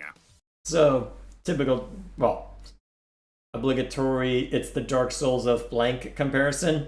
A lot of the English-speaking fanbase for Monster Hunter is only familiar with the series post-World, which means any information they come across, they have to take as gospel because they have no way to refute it.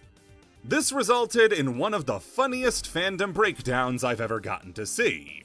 when one guy asking one question broke a decades-long belief. Our story begins in Monster Hunter 3 Try, and the introduction of one of the series' most iconic monsters, Devil Joe. Devil Joe is a brute wyvern, a terrifying mass of muscle covered in spikes and teeth with the attitude of an industrial shredder.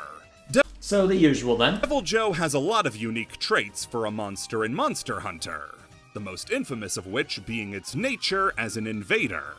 Devil Joe doesn't have a set territory that it will hunt in.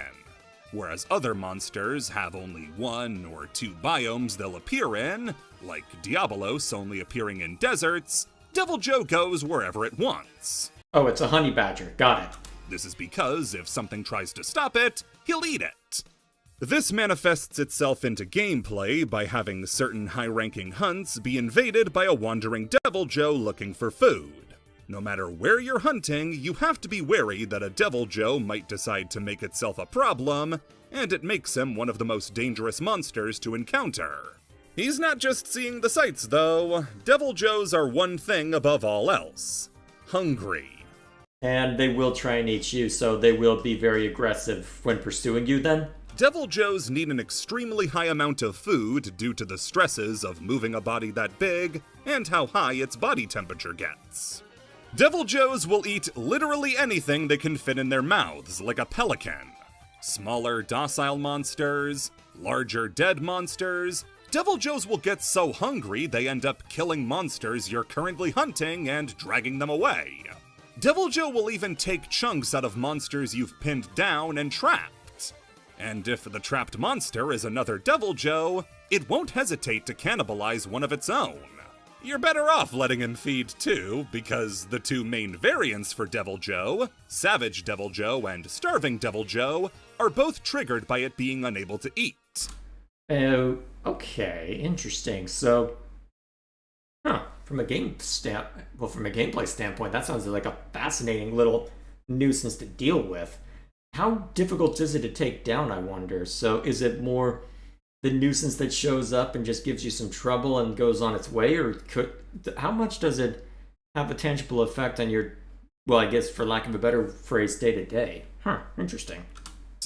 Where we come in is in one of the most popular factoids about Devil Joe, where if you're hunting him and manage to cut off its tail, Devil Joe would actually eat its own tail to satisfy its hunger and keep fighting.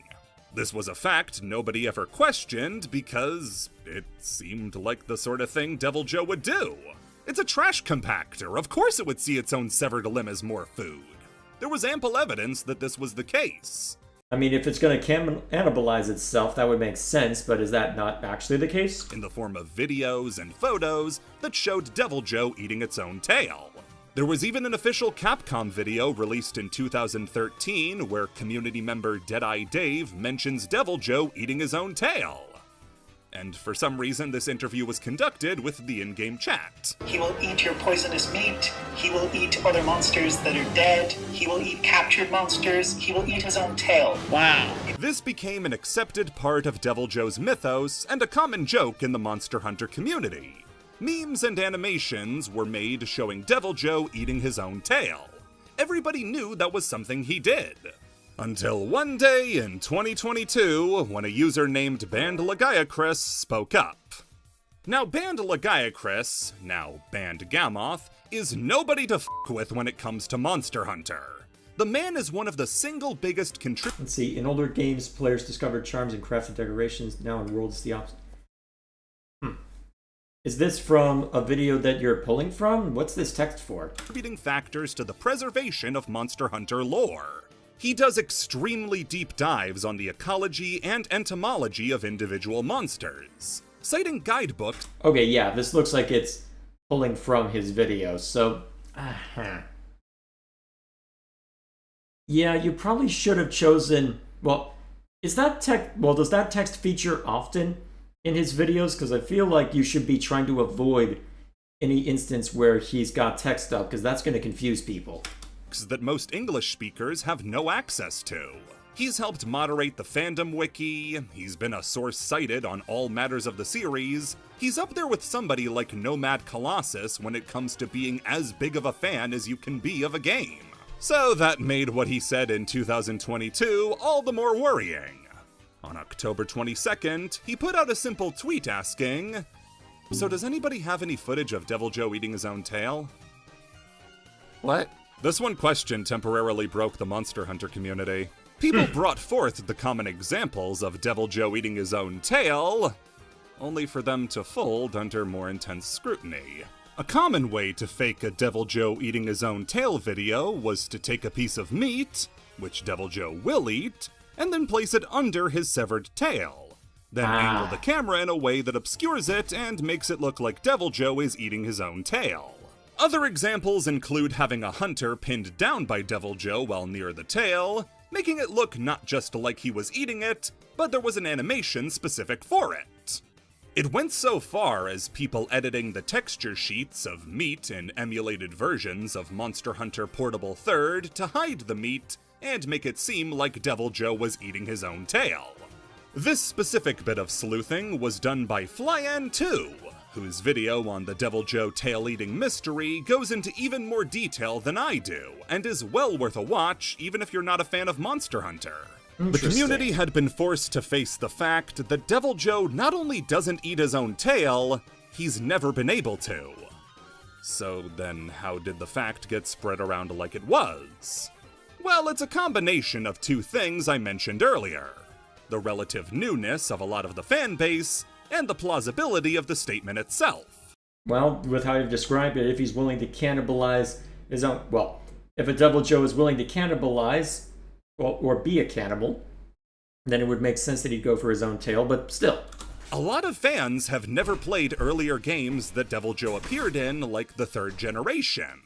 And the same sources they'd go to find out about the games, like the wikis, would report the Devil Joe fact alongside other true information. The only reason it was accepted like that, though, was because it sounded so true. There's nothing Devil Joe won't eat. It'll eat living members of its own species. Why would it stop at its own tail? However, at the end of the day, all it was a 12-year-long case of the Mandela effect. Or more accurately, the very fabric of time and space bent in on itself to make Monster Hunter fans feel a little silly. Now the community is lying in wait for the day Capcom adds Devil Joe to Monster Hunter Wilds, gives him the ability to eat his own tail, and all hell breaks loose. Finally getting back into familiar territory for me, and unfortunately it's to find out that I've been wrong about something the entire time. Finally coming home, and someone shot my dog. There are individual fighting games that I'd rank among my favorites, but if I had to pick a single series as my favorite, it's King of Fighters. I'm a huge fan of KOF and SNK, so you can imagine it's been a rough couple of years. I don't want to talk about it. I mean, has it really been a good year for fighting games in general, to be fair? Even if I'm nowhere near good enough to play these games competitively, it has so much of what I love in a good fighting game. It's easy to pick up, has a roster of cool and recognizable characters. It has an extremely deep story, with individual character stories getting fleshed out in every new entry. I love it! Speaking of stories, one that's been getting a lot of play recently comes from KOF's home country, Mexico.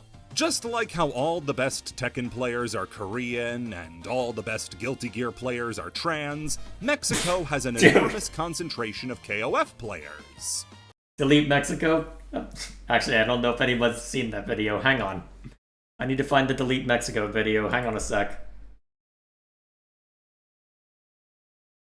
Where is it? Excuse me, I'm gonna go find it. Nobody's gonna know that reference. I need to show it.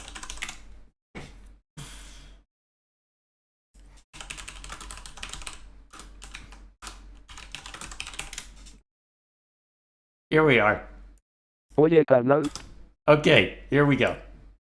This is not going to make any sense. This is going to look really weird, but Oye, you know what? I carnal, need to ¿quieres explain que the des joke. más ultimate? Órale, pero qué chido, dámelo, lo quiero. Ya, tranquilo, aquí tienes, pero no le digas a nadie, ¿ok? Sí, lo prometo. Oye, chaval, mira lo que tengo. Yep, you can already tell what kind of video it is. Yep, pretty much. There was an incident where some Smash Bros. Copies got into the wild and got posted everywhere. Let me just go to the punchline. In Mexico, They sold my game early. we haven't figured out Delete Mexico. Yep. Wait, what? I said delete Mexico. Yeah, dumb. From the local level all the way up to the main stage of EVO. Players like Violent Kine, Koopa, and Tamago have represented the region at the highest levels of KOF. The reason that Mexico is one of the largest KOF communities outside of Asia is because KOF and SNK as a whole are a massive part of Mexican pop culture. So massive, in fact, that when SNK needed them the most, Mexico saved the company. See, SNK goes bankrupt a lot. It's a party trick to them. I have questions. And the one that nearly finished them off was at the very end of the 90s. SNK had been living in relative comfort and crippling fear for their entire existence. They were never the biggest dog in the fight of arcade fighters, but they were still able to hang in there. By the end of the 90s, going into the 2000s though, things were getting dire. The fighting game boom was coming to an end. Even Capcom would wind down their fighting game division after the tepid response to Street Fighter III and the rise in 3D fighters like Tekken. With at least 5 different fighting game franchises running at the same time, SNK had put all their eggs into one basket that just had the bottom fall out from under it. SNK was also primarily an arcade company. And that would cause all sorts of problems unto itself. And with the industry winding down and home console industries booming, SNK had trouble adjusting. And it looks like, according to the comments, SNK just got bought by Saudi Arabia. But who hasn't? Didn't EA just get bought by them soon and taken private? Oh boy. That's gonna cause problems eventually. They were in... Well, it's probably... Well, I'll be curious to see what they do in the short term, though, because if the cultural aspect ends up playing a role, I'll be curious to see if BioWare lingers as it does. Although, I think there was also some talk about EA also ended up taking on a decent amount of debt as a result of that. So, it could end up being a case where they try and gut the studio, try and keep the IPs, and just rebrand a bunch of stuff. No idea what results from that. Insistent on being the game and console manufacturers, which led to consoles like the Neo Geo CD and Hyper 64 making for extremely costly flops. This eventually led the company... It was a few years ago? Well, even so. ...to be purchased by Aruze, a pachinko company that was only really interested in using SNK properties to slap on pachinko machines, killing the entire American branch of the company and the Neo Geo Pocket. In disgust, Takashi Nishiyama, the creator of KOF, and Aikichi Kawasaki, the founder of SNK, both left, leaving the future of the company in massive turmoil. October 22nd, 2000 and... Wait a minute. Why does everything happen on October 22nd? Wait, hang on, what? How? Anyway, October 22nd, 2001 comes around, and SNK is forced to file for bankruptcy. Or at least they would have, if not for the support of the Mexican player base. See, the high sales of KOF 2000 in Mexico were enough to supply a lifeline to SNK that kept them alive long enough to sell KOF to ELF, who would work alongside SNK to make future installments until SNK was able to ditch Aruze, get back to work on KOF, and continue supporting the company to this day. As a thank you for the critical help in a dire time, SNK would eventually add a new character to KOF meant to act as an act of goodwill to Mexico, Ramon. Ramon is a tricky character to use, but a really fun one to get good with. More importantly than that, though, was how much he bled Mexican culture, with his Roundwin quote even being, "Viva Mexico!" Of course. And it was this last-minute save that solidified Mexico as SNK's home away from home. It's a really sweet story that's even less coherent than it is true. Of course. This is probably my least favorite story to debunk out of them all, but there are so many holes in this thing you could play golf on it. Yeah, because... You know what, that's fair. So, the first thing is that, sadly, SNK's money troubles went much deeper than those that a single game could fix. I mentioned the slump in game sales and the failed consoles, but really, that doesn't scratch the surface of years of financial irresponsibility that SNK inflicted on itself. Wait, don't make a theme park? Where the hell was that in Economics 101? Wait, that was a thing? Even if KOF 2000 did sell unbelievably well in Mexico, it would have maybe kept the AC on while everybody moved out of the office. It wasn't enough. It could have never been enough. SNK also did have a huge foothold in Mexico, but it was a slippery one, since the lack of copyright protection on the Neo Geo arcade machines meant that bootlegs were extremely common, especially in Mexico. The Mexican KOF I'm surprised Russia hasn't mentioned in conversations like that, but never mind me. community was a huge part in increasing the game's popularity, just not its profits. Okay, that's the distinction, huh? At least not to the extent that it saved the company. Most of all, the story doesn't make sense from a time linearity perspective. How could Ramon be added as a thank you to Mexico if he was added in KOF 2000? The game that apparently saved the company. Not even the videos that parrot this opinion can keep straight if Ramon was what saved KOF 2000, or was made as a thank you for KOF 2000. Why does this rumor exist? And why is it so frequently reported in Mexican SNK circles? Well, to explain, we have to explain just why Mexico cares so much about KOF. SNK's method of manufacturing arcade machines was very different to how Capcom and other arcade companies did it. The Neo Geo Red arcade cabinets had the hardware inside of them to run games, but unlike other machines, didn't have dedicated arcade boards. How's that work? Instead, SNK would release their games as cartridges that you would plug into the arcade machine itself. This made them a really appealing machine to have, since the price of a cartridge was going to be much lower than the price of a whole new machine. In a region like Mexico, this meant that the Neo Geo cabinets were the preferred option to arcades buying cabinets for games that might be outmoded way too soon. I guess that makes sense. Instead of buying cabinets for KOF 94, 95, 96 and onwards, just buy the cartridges. The ease of access in the region meant that Neo Geo cabinets, and the SNK games that came with them, were everywhere. And SNK became a very popular developer in Mexico. Loads of Spanish-language videos talking about KOF or SNK all recount a similar story of going to the store to buy groceries and spending the leftover money to play KOF. Fair enough. SNK games, and KOF especially, became a huge part of Mexican culture. You know the breakdancing move, the flare? It's the one that makes you say, "Woof, let me try that," and then you dislocate your elbow. In Mexico, it's common to refer to that move as the Yashiro, because in KOF 97, the character Yashiro was introduced, and had the flare as his sweep attack, and it's how most people in the region recognize the move.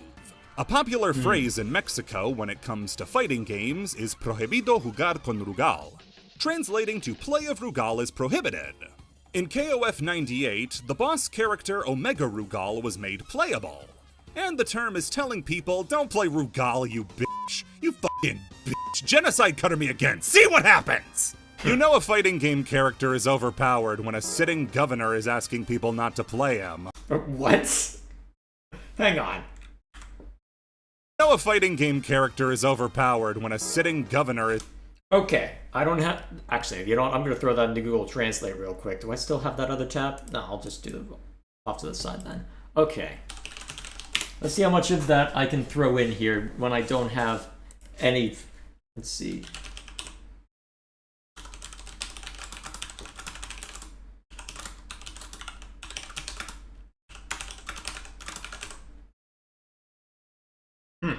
Well, it looks like Google Translate's being okay about recognizing that I don't have the accents, but...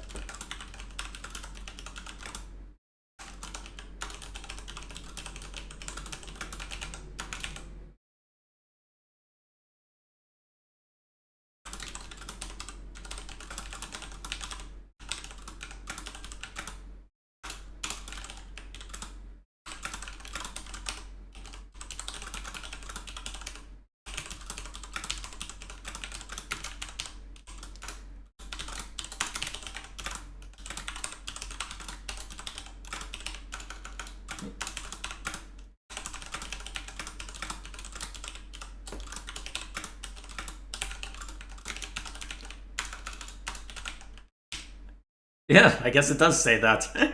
I want to. So this is what Translate gives me back. Bear in mind it could be a bit scuffed. So I want to congratulate the gamers of New Orleans on this day. Okay.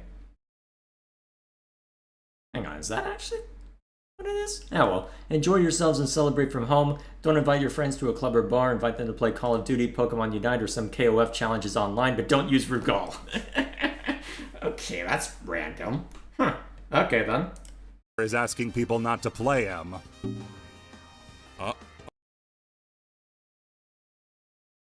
I mean, it's Mexico. Okay. To be fair, corruption is everywhere, but you run into a decent amount of it in Mexico too. Oh, somebody played Omega Rugal online. SNK has also okay, good joke to offset it. Returned the favor and put loads of shoutouts to Mexico in their game. Like making that the Team Art of Fighting home country in KOF 94, or setting all of Art of Fighting 3 there. Games like Art of Fighting 3 and KOF 2002 have had world premiere events in Mexico. It's a huge region for SNK and they haven't let that go unnoticed. I don't even doubt that Ramon was made as a thank you to the Mexican SNK fanbase. But the timing is where things go awry then. As far as a luchador character goes, he's way more than just the generic masked wrestler that most other games get. And it makes him feel way more interesting and way more personal as a result. Ramon, alongside some of the most fan-favorite characters in the franchise in Angel and Tizak, or King of Dinosaurs if we're keeping kayfabe, were made Team Mexico in KOF 14. It's clear to see that Mexico loves SNK, and SNK loves Mexico. But it's not because the country saved the company. Sadly, it's just not true. Hey, maybe next time SNK's up for sale, the Mexican government can buy them this time. I hear they're a little bit better.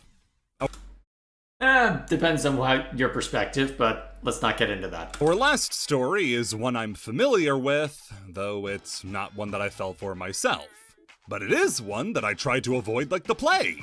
So what is this? Donkey Kong Tropical Country? The one that released on the Wii, right? This looks like the Switch remake?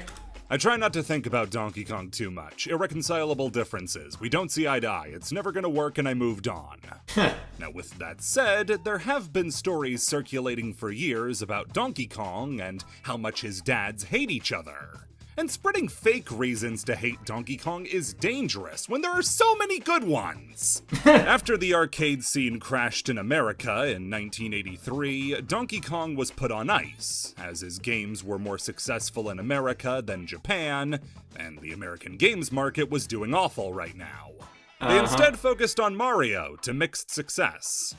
When Nintendo needed a killer app for the SNES to counter, seriously, Aladdin on the Genesis, I mean, I heard that game was pretty good. They contacted Rareware to develop something from one of the franchises they had in their backlog. For some reason, those British bastards thought themselves better than Monkey Magic and picked Donkey Kong. And from there, they developed Donkey Kong Country. DKC was a breakthrough in video game graphics for the time. By using 3D models as the basis for their sprites, the game was able to look better than anything else on the market, made using the same computers that made movies like Toy Story and Jurassic Park. The marketing for the game understood that and focused heavily on the graphics. Every trailer or commercial for the game showing off the 3D models used to make the game's characters. Even an entire promotional mini-movie was made to showcase that this game was going to blow doors down.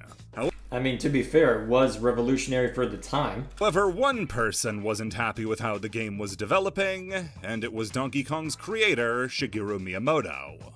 Miyamoto would Okay, I can already see where this is going. harbor resentment against Donkey Kong Country, since his game, Super Mario World 2 Yoshi's Island, would be in development at the same time, and would have negative comparisons drawn between it and DKC.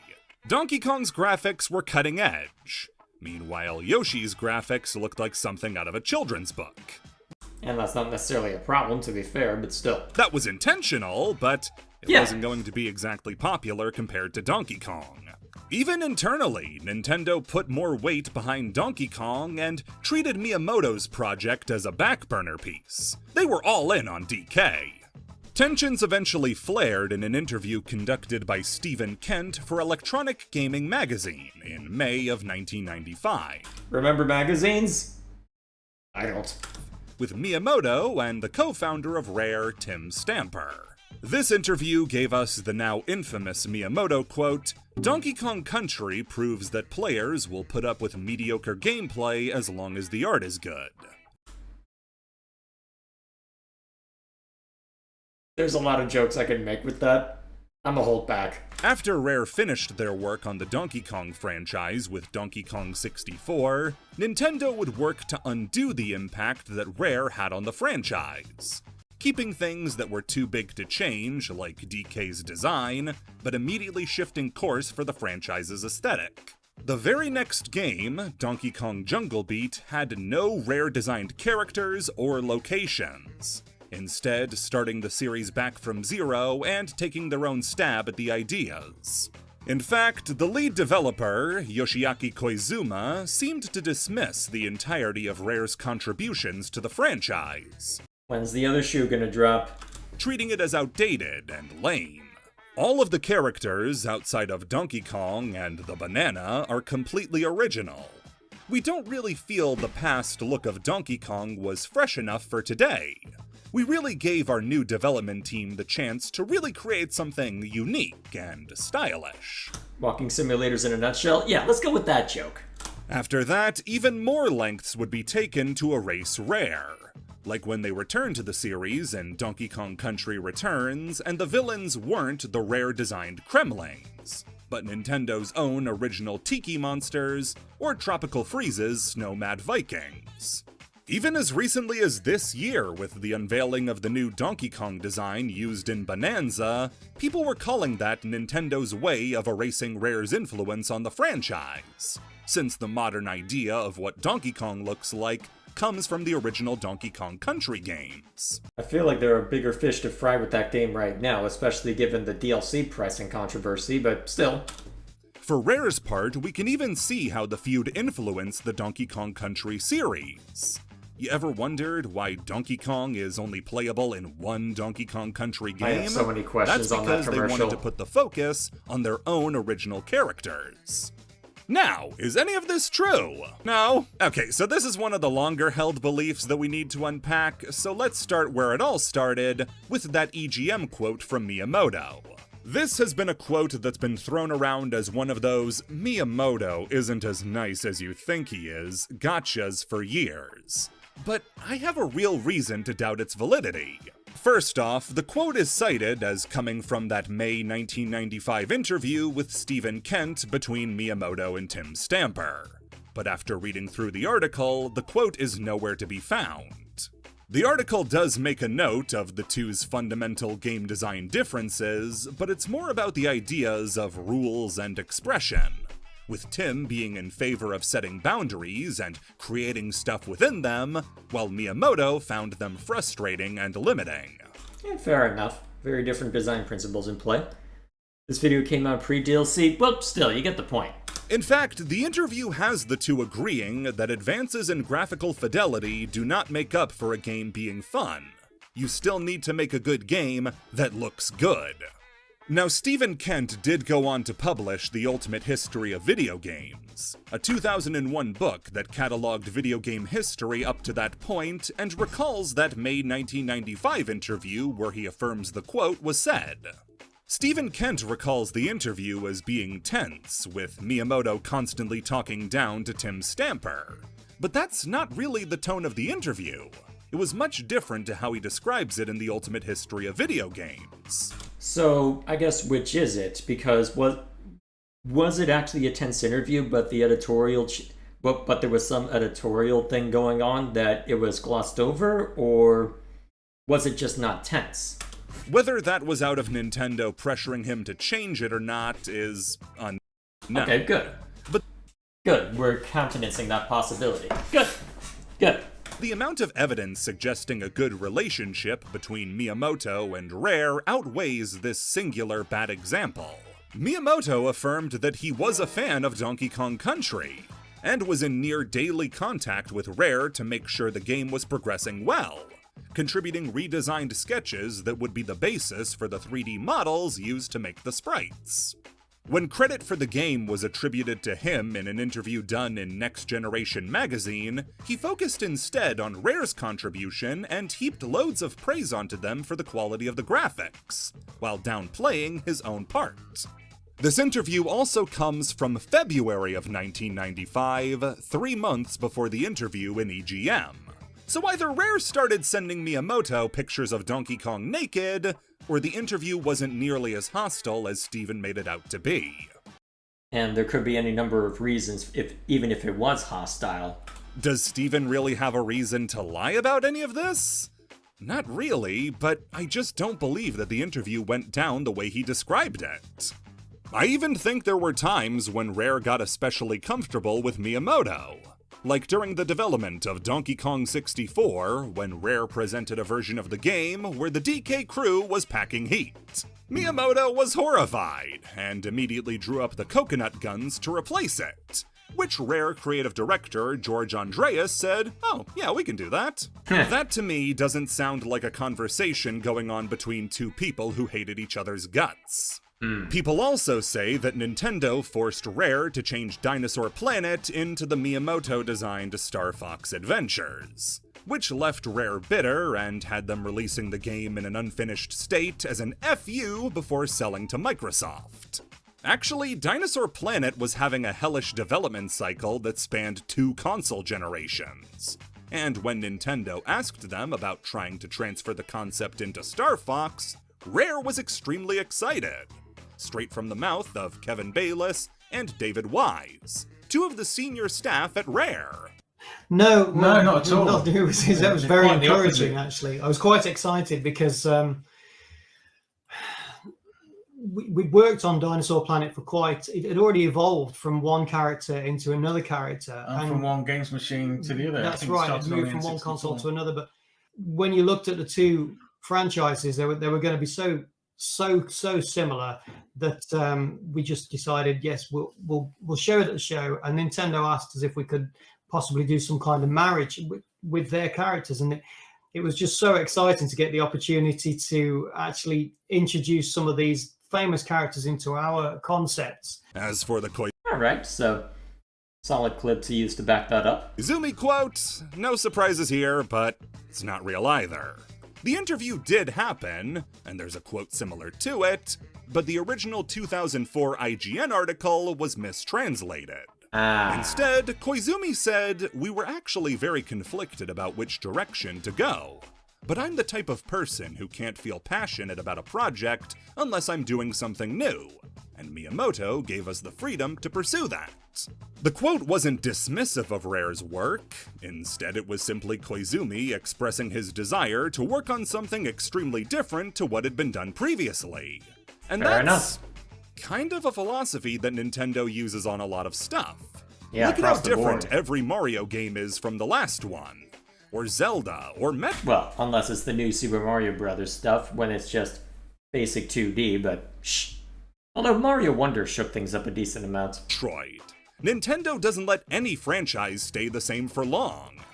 Well, assuming they actually do something with it. As for them erasing Rare's influence on the franchise, I mean, the Bonanza one is just really funny in retrospect, but as for Rare-designed characters like Diddy, Dixie, Cranky, and Funky, they were still in the franchise and wider Mario games for a long time. In sporting spin-offs, racing games, Mario parties, Diddy Kong was the very first non-Japanese designed character to make it into Smash Bros. Guess that is a way to... Is that? I'll have to go check that later. Followed by other Rare creations like K. Rool and Banjo. Yeah, okay, King K. Rool. If they're gonna throw K. Rool in, yeah, fair enough. That should debunk it immediately. Never went away, they just weren't making Donkey Kong games to put him in. Ultimately, I think it's just not fair to say there was some grand conspiracy or backstage drama that happened with Rare and Nintendo when it came to the development of Donkey Kong Country. A lot of these rumors come from people who already have an axe to grind with Nintendo and Miyamoto specifically. And a lot of this sentiment comes from a real rough patch in Nintendo's history, the Wii U era, where they bled goodwill. And then they're running into that a little bit now because of how expensive everything is. They are effectively becoming the Disney of the they are effectively in the same position culturally speaking as Disney was in the 2010s. For good and for ill.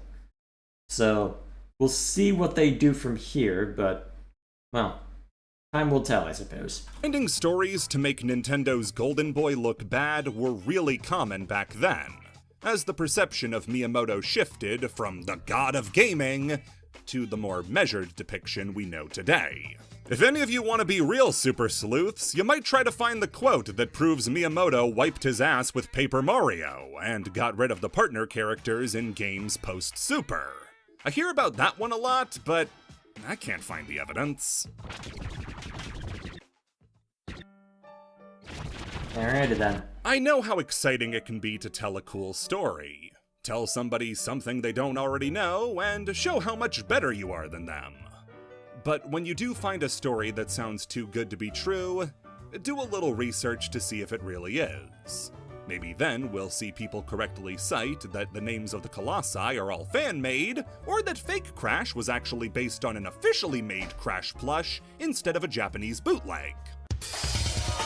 I have questions. Either way, alright, so don't know if I had all that much commentary for that. Probably should have bailed a little bit further, a little bit further in, a little bit back, since that a lot of those were franchises I wasn't as familiar with, but still, interesting stuff. Interesting stuff. Alrighty. So, let's see, what time are we looking at? I only haven't thrashed my voice all that much, so I'm just gonna indulge a video I want to watch then. So, I'm thinking every time I do one of these, I should at least throw in one of my own choice, just to make sure that I'm not just, to make sure I'm personally invested in it and to put my thumb on the scale with respect to what the algorithm serves up. So, today, it's going to be a Wahapa from Matt McMuscles. So, we've had we've looked at a couple of these videos before, and he generally does good stuff. So, the idea for this one is that, I'm trying to remember exactly what the timeline was, but I remember when Multiverses was first announced. It was meant to be one of many that was saying, hey, we're going to be doing Smash Bros, but not, which has historically not worked out very well for people because there's either too much of an upfront cost, or there's something off about the gameplay, or they're trying to do something different, but it ends up being either too different or not different enough, and then people still get mad at that it's not Smash Bros. And that is what you run into with this subgenre, that anyone who tries to do Smash Bros. But just runs into the issue where they're not Smash Bros. That's what it boils down to. So, that in mind, what had me curious about this one is that Multiverses was very promising. It took the free-to-play route and decided to be different by saying, okay, let's focus on 2v2.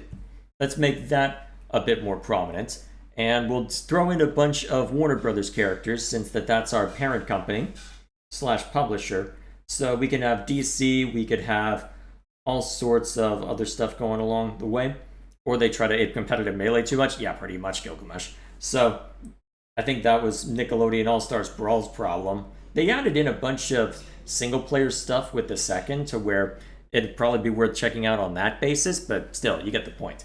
So, they end up doing 2v2. It comes out. People are generally go, oh, that's neat. I like this. I appreciate the Scooby-Doo meme being respected, or at least recognized. So, a decent roster of characters overall. You've got a few DC, you've got some cartoons, you've got Arya Stark in there for some reason, but never mind that. But either way, solid roster. And then it's in closed beta for a while, open beta for a while, then disappears for about a year, then comes back, significantly changed and not for the better, let's just say. And I can't remember the exact circumstances, but it came back in a manner that was either very free to play or just very free-to-play unfriendly, to where it made the mistake that a lot of live service games make, where it is high risk, high reward, because there's only so much attention span that any one of us can proffer in a day. And while live service can be extremely lucrative if you get the 1% that is willing to dump all the time and effort and all that fun stuff. Oh yeah, they included Looney Tunes stuff in there as well, yeah. You streamed the game once? Yeah, and I liked it well enough. I thought it was cool. I enjoyed playing Wonder Woman or Superman. So, because of that, because of the issues it had on the relaunch, it ended up floundering and eventually being shut down. And honestly, between Multiverses and whatever Monolith was working on, forget whatever games they made with Hogwarts Legacy, Warner Brothers just does not know what they're doing. Although, I'm pretty sure Suicide Squad killed the Justice League, killed most of their momentum on the game front.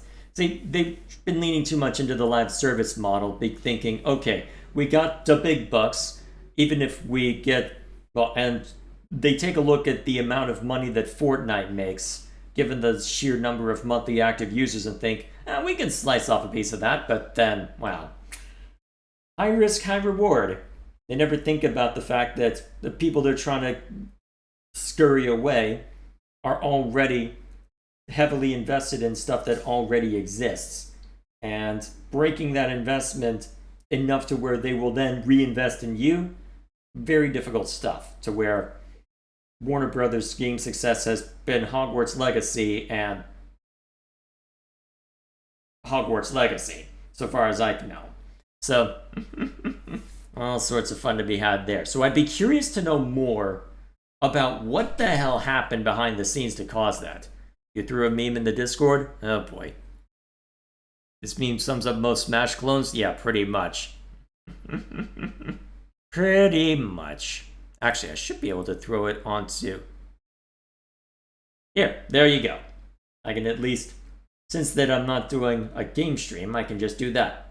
Alrighty, so, shall we? Warner Bros. Sucks in general if you like animation. Yeah, they do not take care of their IP well. Not at all.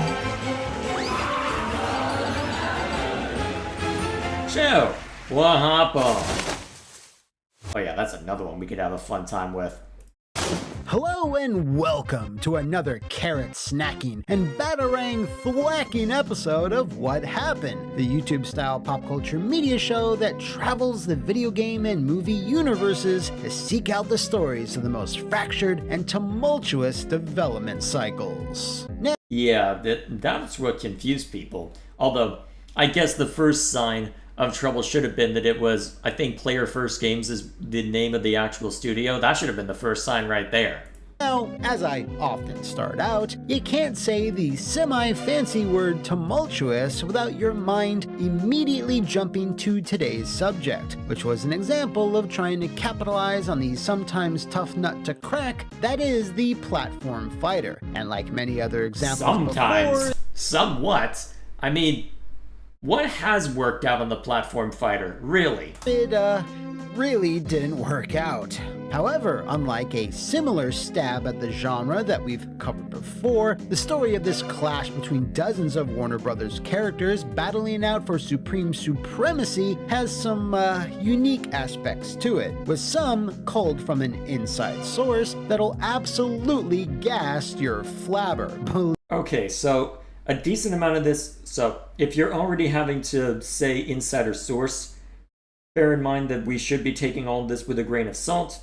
No idea how much of this is true, right? Rules of Ether did okay. Yeah, I've heard decent things about that one, but still.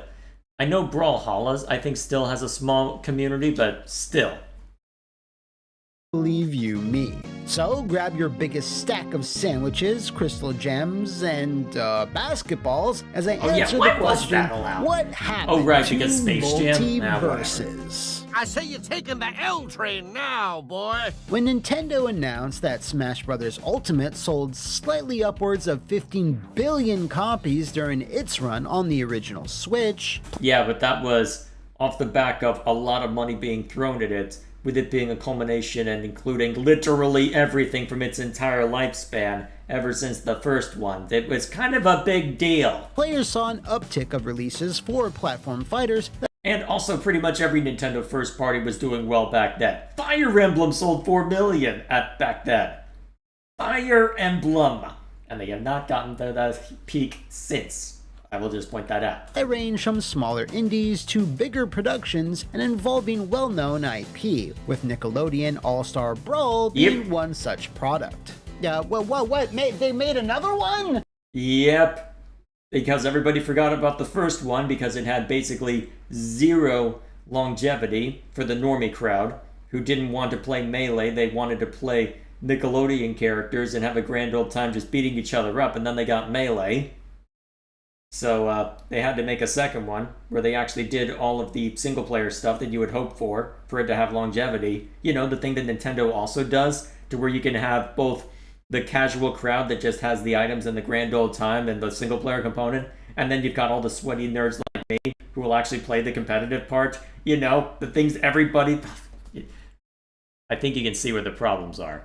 When? Okay. So really, it's no surprise that Warner Brothers and their perpetually on fire games division would perpetually on fire is a good word for it. Follow suit, because outside of Disney, the amount of licenses and franchises they had access to was second to none.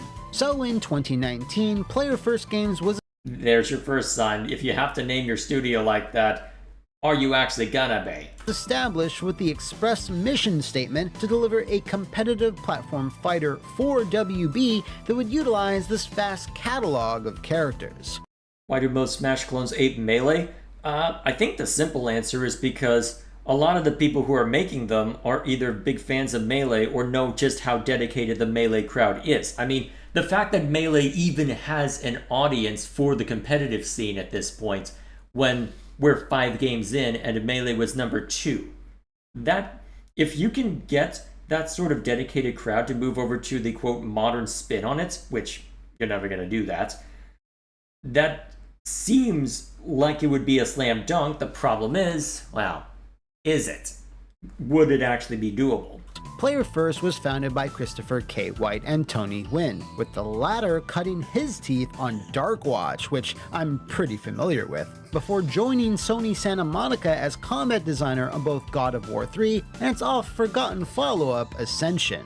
With Player First also being set up in LA, the team logically had the pick of the litter when it came to the pretty sizable community of developers in the greater Los Angeles area. You know, at least you would think. For this video, I reached out to an ex-WB Games employee whom, for obvious reasons, preferred to remain anonymous. Alright, so bear in mind that we will be assuming that, well, we'll assume that at least a decent amount is unlikely to be, well, could or could not be real. Also, when did they add Raven to the game? To give that is Raven, right? Some additional insight into this game's development, and their first revelation certainly surprised me.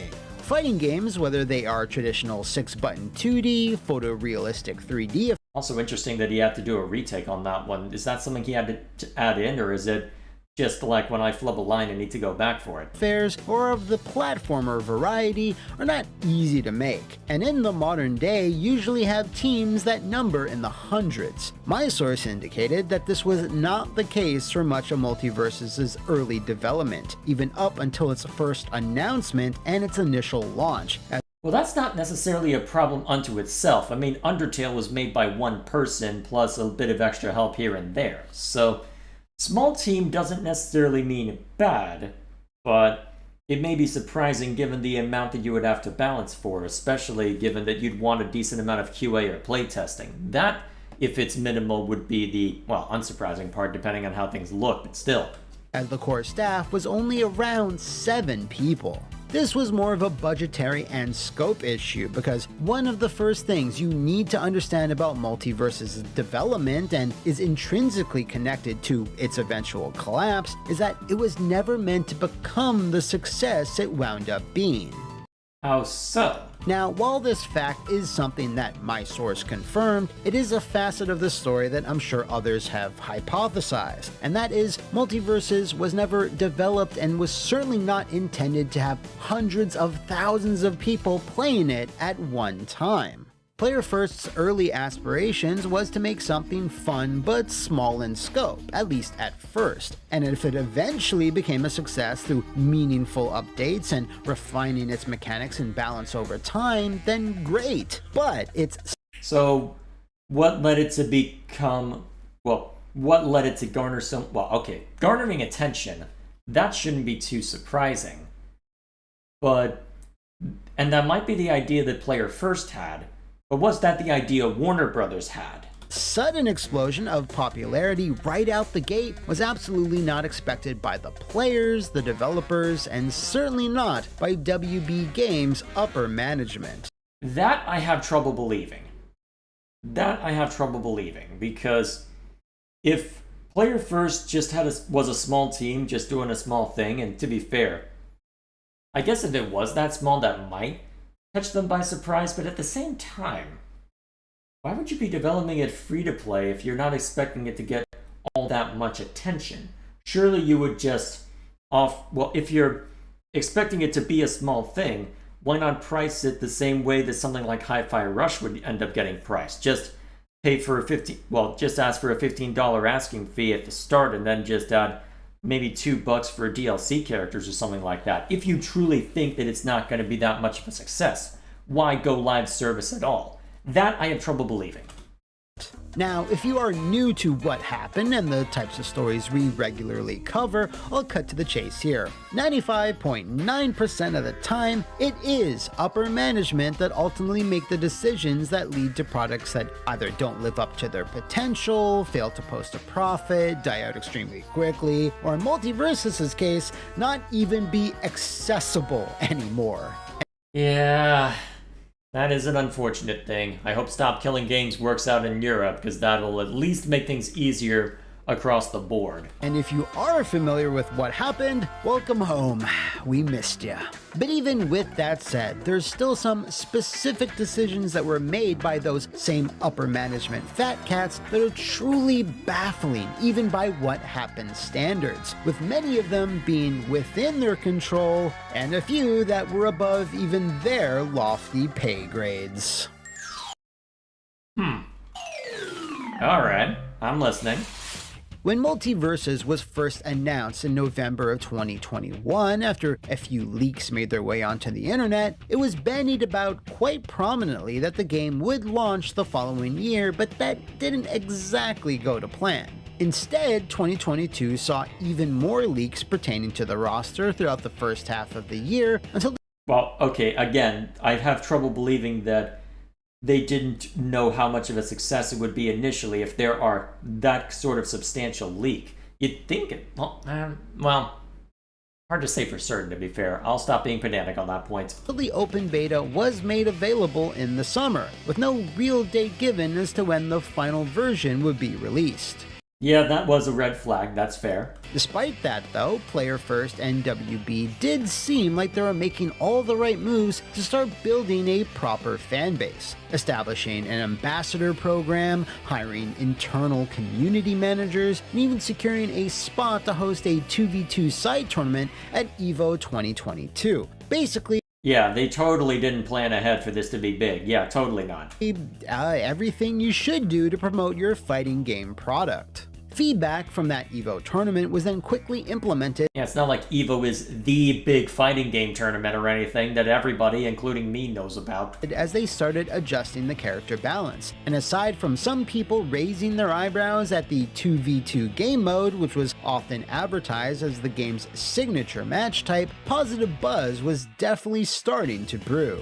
Behind the scenes though, and according to my source, some technical problems were still plaguing the project, with one of the more notable ones being that the game didn't function in an offline setting, meaning setups needed to be connected to the internet for anything to work properly. And I mean, to be fair, it is a multiplayer game. That's something that you would expect.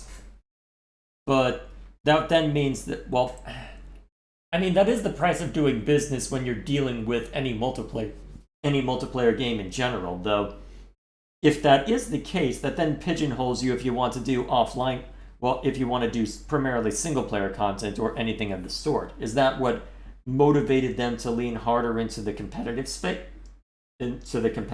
or something like that? An issue that would be detrimental if Multiverses was to have any widespread tournament viability. Okay. You know what? That's also a fair concern because, yeah, I remember when people were complaining about Wi-Fi Smash Bros. Tournaments. Yeah, that would have been fun. Okay, yeah, that's a fair concern. This wrinkle, of course, was due to a variety of reasons, such as the minuscule team size, using outdated technology, and the lack of budget, But why wouldn't you create a local version first, though? Because you would think that would be literally the first thing you think about, but... Okay, I'm having trouble believing this. How did that happen?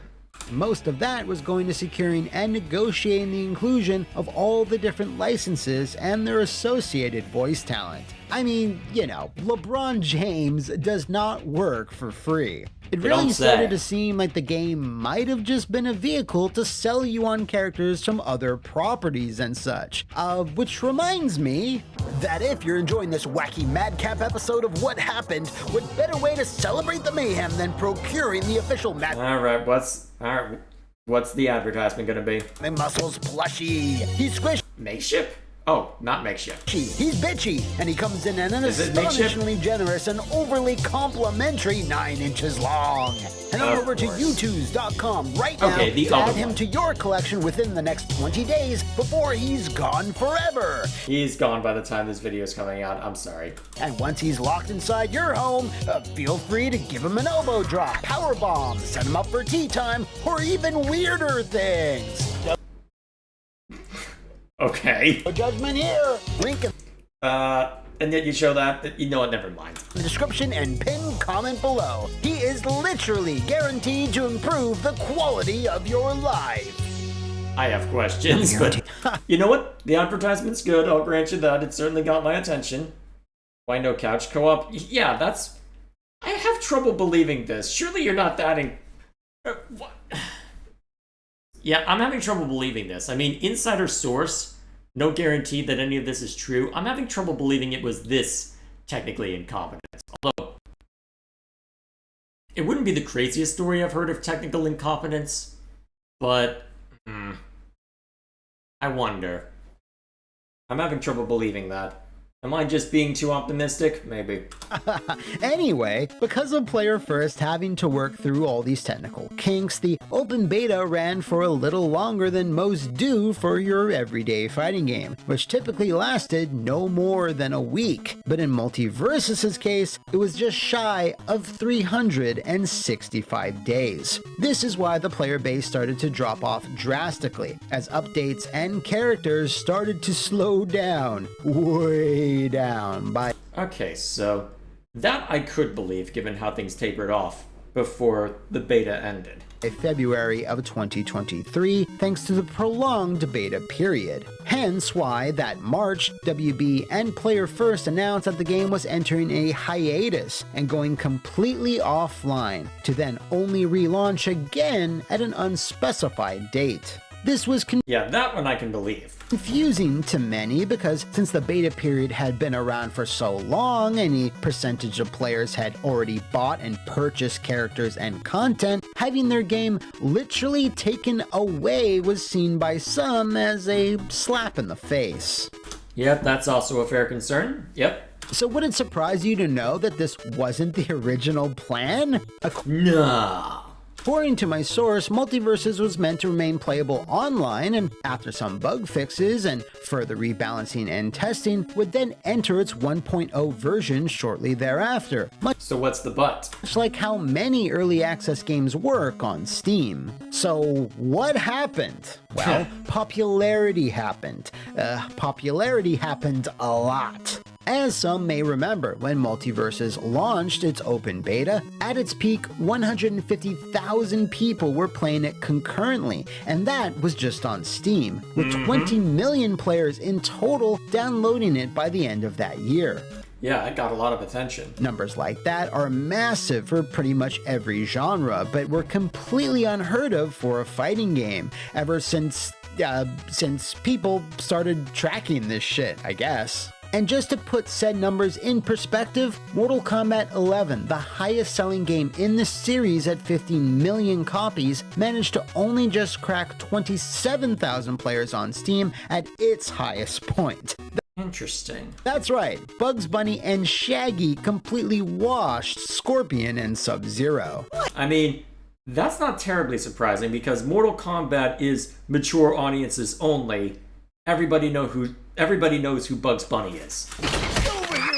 Now, okay, good one. Be serious, even though Multiverses did have a respectable lineup of characters during its beta period, the likes of Tom and Jerry, Rain Dog, and Arya Stark, well after the HBO show had squandered all of its goodwill, yeah, just that's putting it mildly, couldn't really account for all this hoopla, right?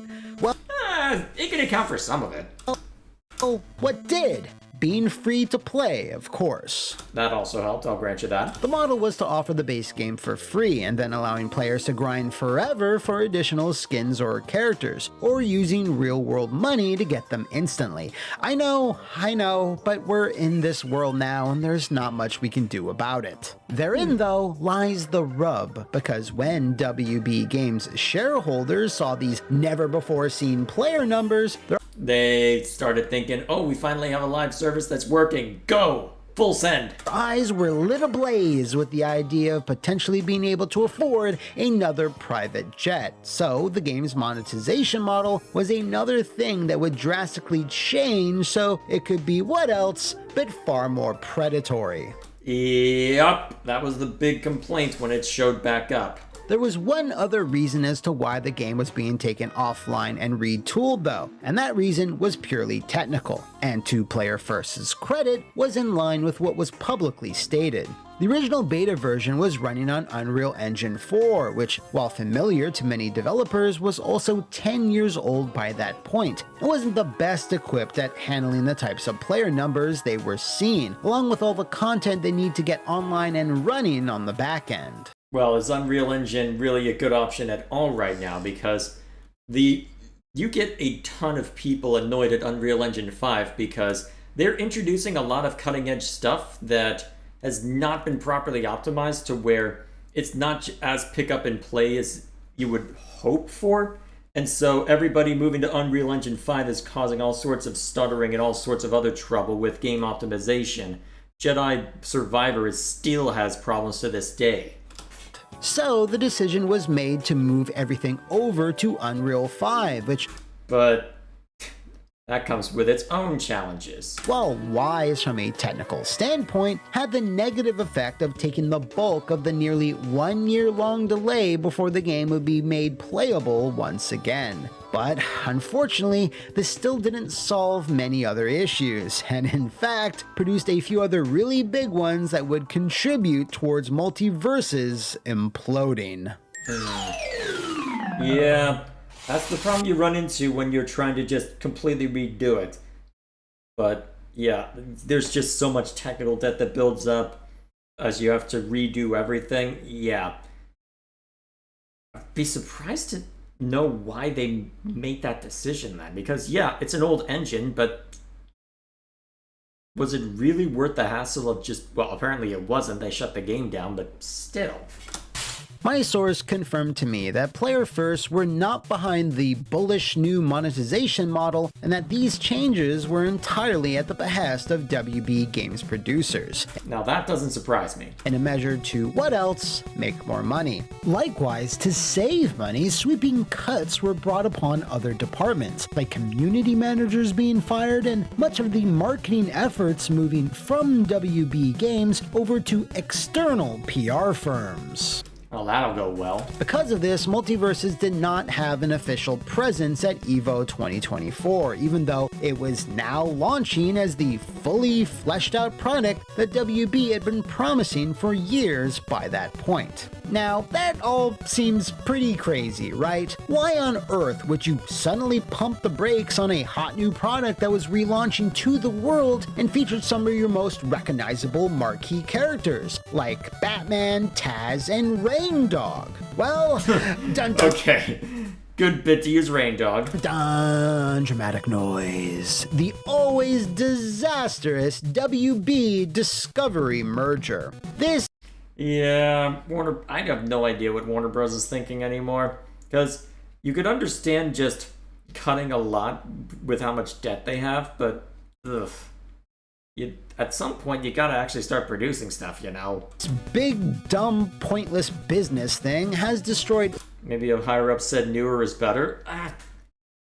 But that's the issue that you run into, is that not everything is going to be set up to properly use it.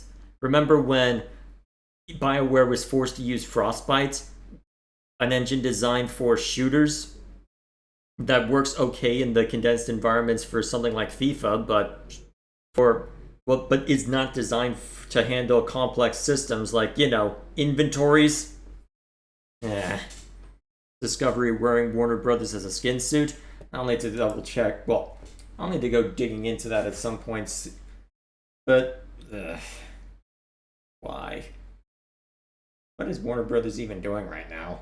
So much media and screwed up so many creative careers that its ramifications are still being felt to this day, and most likely will for a few years more. And it's stinky. They really better hope the next movie that comes after Superman saves their bacon, or they might just be screwed on that department. Loft menacingly drifted over to multiverses. Budgets were slashed across the board in pretty much every arm at Warner Brothers in general as a cost-cutting measure, because no one wanted to be seen as the project that was burning through a ton of cash and therefore more likely to be hoisted onto the chopping block. Because of this, though, there was then a pressure for multiverses to be relaunched perhaps earlier than it actually should have, as the process of shifting everything over to Unreal 5, despite the layman's view of such a process being simple, was anything but. As we've discussed in previous episodes, even if you're still utilizing the same development environment, in this case Unreal Engine, you're always going to run into problems during a migration no matter what. It's just the way it is. In Multiversus' case, there were several features that were present in the beta, such as the free-for-all mode, post-match stats, and even the ranked matchmaking that were not present in the final version when it relaunched in May of 2024. I don't remember it being that staggering. I only remember seeing one video around the time it relaunched and realizing, oh crap, something's gone horribly wrong, stay away. But basic stuff like that. Jeez. Much to many players' chagrin. Another problem during the year-long hiatus, as per my source, was that WB Games quickly hired a ton of outside contract workers to begin pumping out content. New characters, stages, skins, etc. And this was all squeezed into a very tight time frame. This drastic change in workflow, as you can imagine, probably proved to be a difficult transition for the previously minuscule core team to wrangle, which... Yep, that's a fair concern. And that does sound like something that they'd want to do. Well, that does sound plausible. So I could see that happening. In my view, may have led to some oversights elsewhere, such as the aforementioned missing features and other new tweaks. Yeah, because the new characters will get the money. New features, not necessarily. Notably, the very noticeable decrease in speed to the core gameplay. Their online infrastructure and patching process was also clearly not optimized yet either, because famously the Iron Giant was temporarily removed from the game for retooling mid-match during a major online tournament, leading to many headlines across the internet. How did I miss that? What? Eliciting incredulous responses from a fan base that were already a bit grumpy with the relaunch. Jeez. Now, related to this, I also asked my source about the rumors that Tony Hwyn was perhaps not the most diplomatic or focused game director in the industry, but from their experience, they didn't have anything negative to say about him. Fact is, as the game director, he most certainly had a target on his back, and considering how sour things were getting, it's certainly possible possible people were just looking for someone to blame, as I couldn't find any concrete evidence that he was some type of detriment to the project. Now, as to why things were getting sour, well, that's because when the game did relaunch, the mammoth player base from the beta was mostly retained. Really? I wouldn't have expected that, actually. So, the trade attracted more than 100,000? Damn. It completely flew under my radar. I'm kind of surprised that it managed to get that much back when it returned. Although, what was it marketed at the time? Because I saw nothing about it until I just saw a video pop up saying, and then I realized, oh, it's back? And it's bad? Curious that. 13,000 plus at its peak, but unfortunately, despite a steady flow of characters, features, and content slowly coming online, the player count quickly plummeted, going down to 5,000 in just 2 months, and seeing even a more worrying decline after that. Ugh, yeah, no wonder why they shut it down. This steep drop-off has been mostly attributed to the backlash against the overhauled monetization system, the missing features, the changes to the gameplay, and character move kits becoming more and more unintuitive.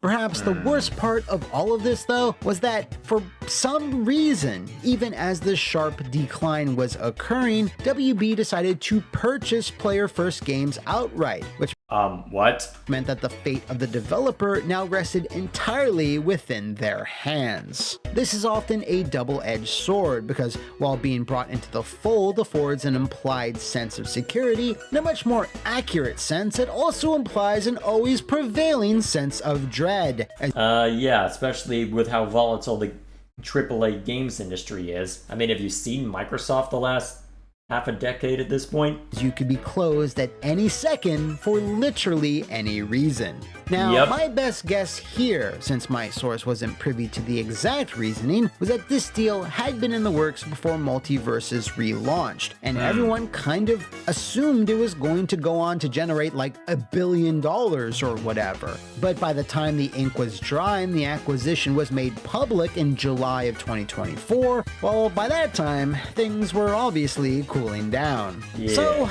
cooling down is an understatement, but icing over is probably a better one. Somewhat predictably, in January of 2025, only 7 months after announcing their purchase of Player First, WB Games admitted they were already sunsetting Multiverses, as the I see a layman executive suit who knows nothing about game development telling them to use new thing is better. Well, to be fair, given that they've been using Unreal Engine for stuff like even The Mandalorian, I guess you can hardly begrudge them for that, given that this is primarily a media company, not a video game company, but still. You've made good stuff in the past. What happened?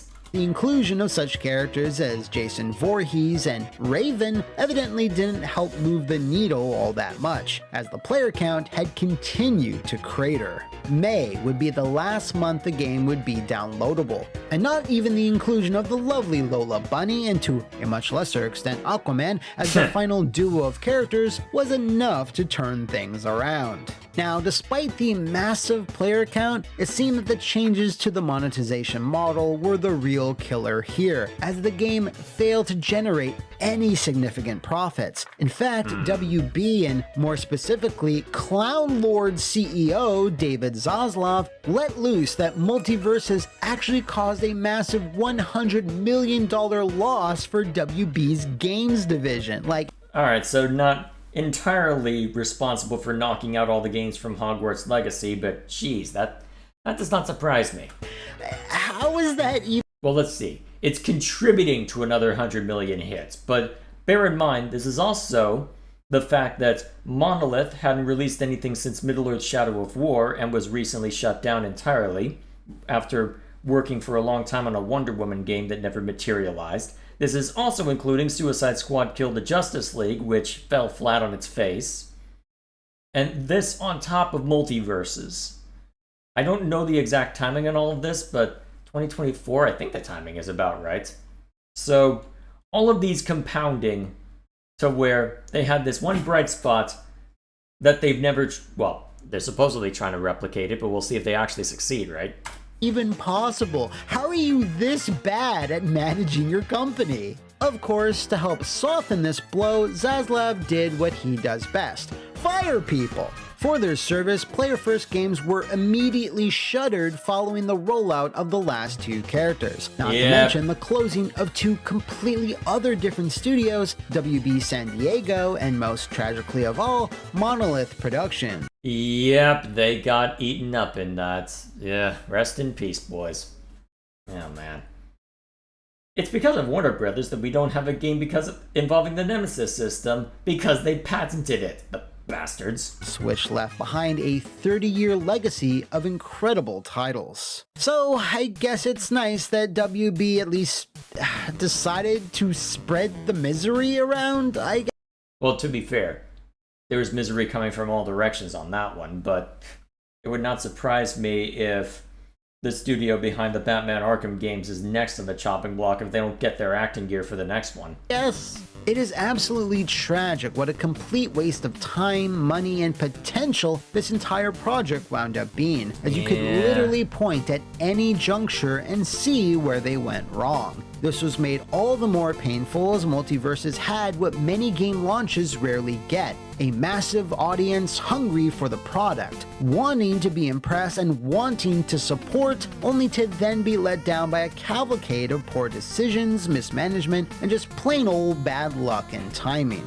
Obviously, Player First only had so much power in the decision making, but they probably made some bad calls all on their own. Tony Hwyn probably didn't have the most experience managing. Well, bear in mind, you're saying probably for here, so we're at the speculation part of this, but so by the sounds of it, we don't know that much yet, or at least not that much that can't be confirmed outside of insider sources, and therefore you're relying on our trust in you, but which, to be fair, you have been a straight shooter in the past, but with this being insider information, there's still a lot of unknown. Managing a project that suddenly had so many eyes and expectations on it, and producers and top brass on the WB side clearly saw dollar signs and not much else. But there's one thing I think we can all agree on, and that was, it was mostly David Zaslav's fault. I struggle to pin the blame on any one person. There's definitely the overall financial health of Warner Brothers, and that does fall back on him. They were absolutely overspending before Zaslav came in. You could argue he was necessary up to a point, though arguably it's gone way too damn far at this point. But I suppose time will tell as to what ventures end up being created under his watch and what sort of influence he has over same. Because he's given Warner Brothers a lot of leeway when it comes to DC at least. So we'll see if giving James Gunn that much of a leash over DC's properties will work. And to be fair, it seems that Superman did okay, so I'll be curious to see what else they end up doing from there. Am I a stinker? Thanks again goes to my source who took the time to speak to me for this video. If you out there know of any other multiverse misfires in the realms of video game or movie entertainment, let me know in the comments below or enter the swirling vortex that is my social media. See you next time, and thanks for watching!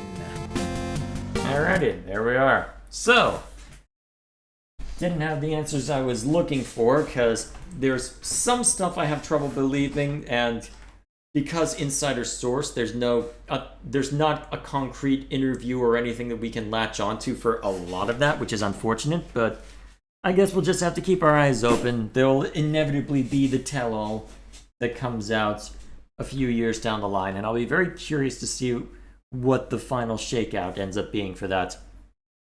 Either way, the other monolith, the original monolith. I heard Warner Brothers and Discovery is splitting. Yes, that's my understanding as well. Or at least there is a split occurring in order to try and effectively reshuffle the debt that they have. Although, the problem they're going to run into right now is that the film industry in general is shrinking, so I'll be curious to see how long they can even last. Because honestly, the bloat we're seeing across the video game industry, that's affecting most entertainment industries as well, where people have just been overspending. And what they have been spending has not been wise either. throw in all sorts of other factors, and it's not been good for anyone. So, good thing I'm only doing stuff like this as a hobby. At least I'm secure with my job for now. I wonder how this could have been saved. Well, it seemed as if, if the monetization if the monetization had been better, or at least remained okay, I think it would have been fine. Because if they were able to put out content to that extent, even if there were gameplay troubles, I think they could have maintained the momentum a while based purely on the nostalgia.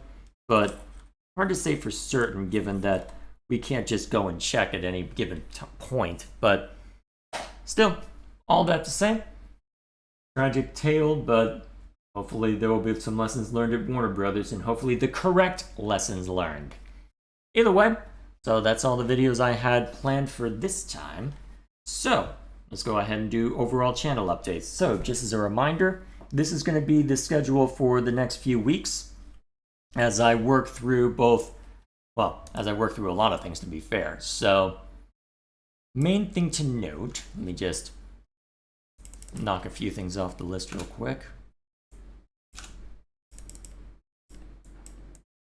All right, there we go.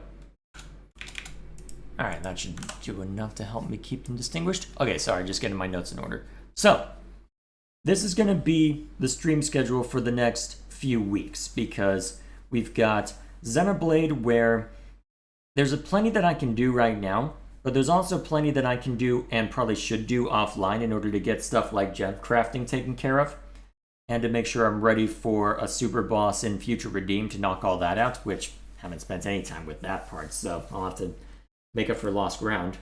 But between that and also spending a bunch of time with Hades 2, Hades 2 is probably going to become a permanent fixture on Sundays, just doing a run or two on early mornings, just to try and keep working through it and to show off where I am, how things are going. So Sunday's probably going to be more consistent with Hades 2, unless I need to desperately record something that day. And then for Fridays, since that I'm going to be taking it slower on Xenoblade because 1, Hades 2, 2, there's just grinding that I want to take care of to knock out side stuff that doesn't need to be done online. It made sense to me to go bi-weekly on that one, and so since we had plenty with, basically everything with respect to, sorry, I'm getting distracted. So since we've got a ton of videos still to look through as far as React streams, I should be good for another stream, maybe 2, depending on what I pull out. Let's see, with what I've got here. Yeah, I could probably get 2 more out of these, especially if I toss my own in, my own options in as well. So as a result, we're going to be following this for a bit. So Tuesdays will continue to be Silksong, dedicated to Silksong.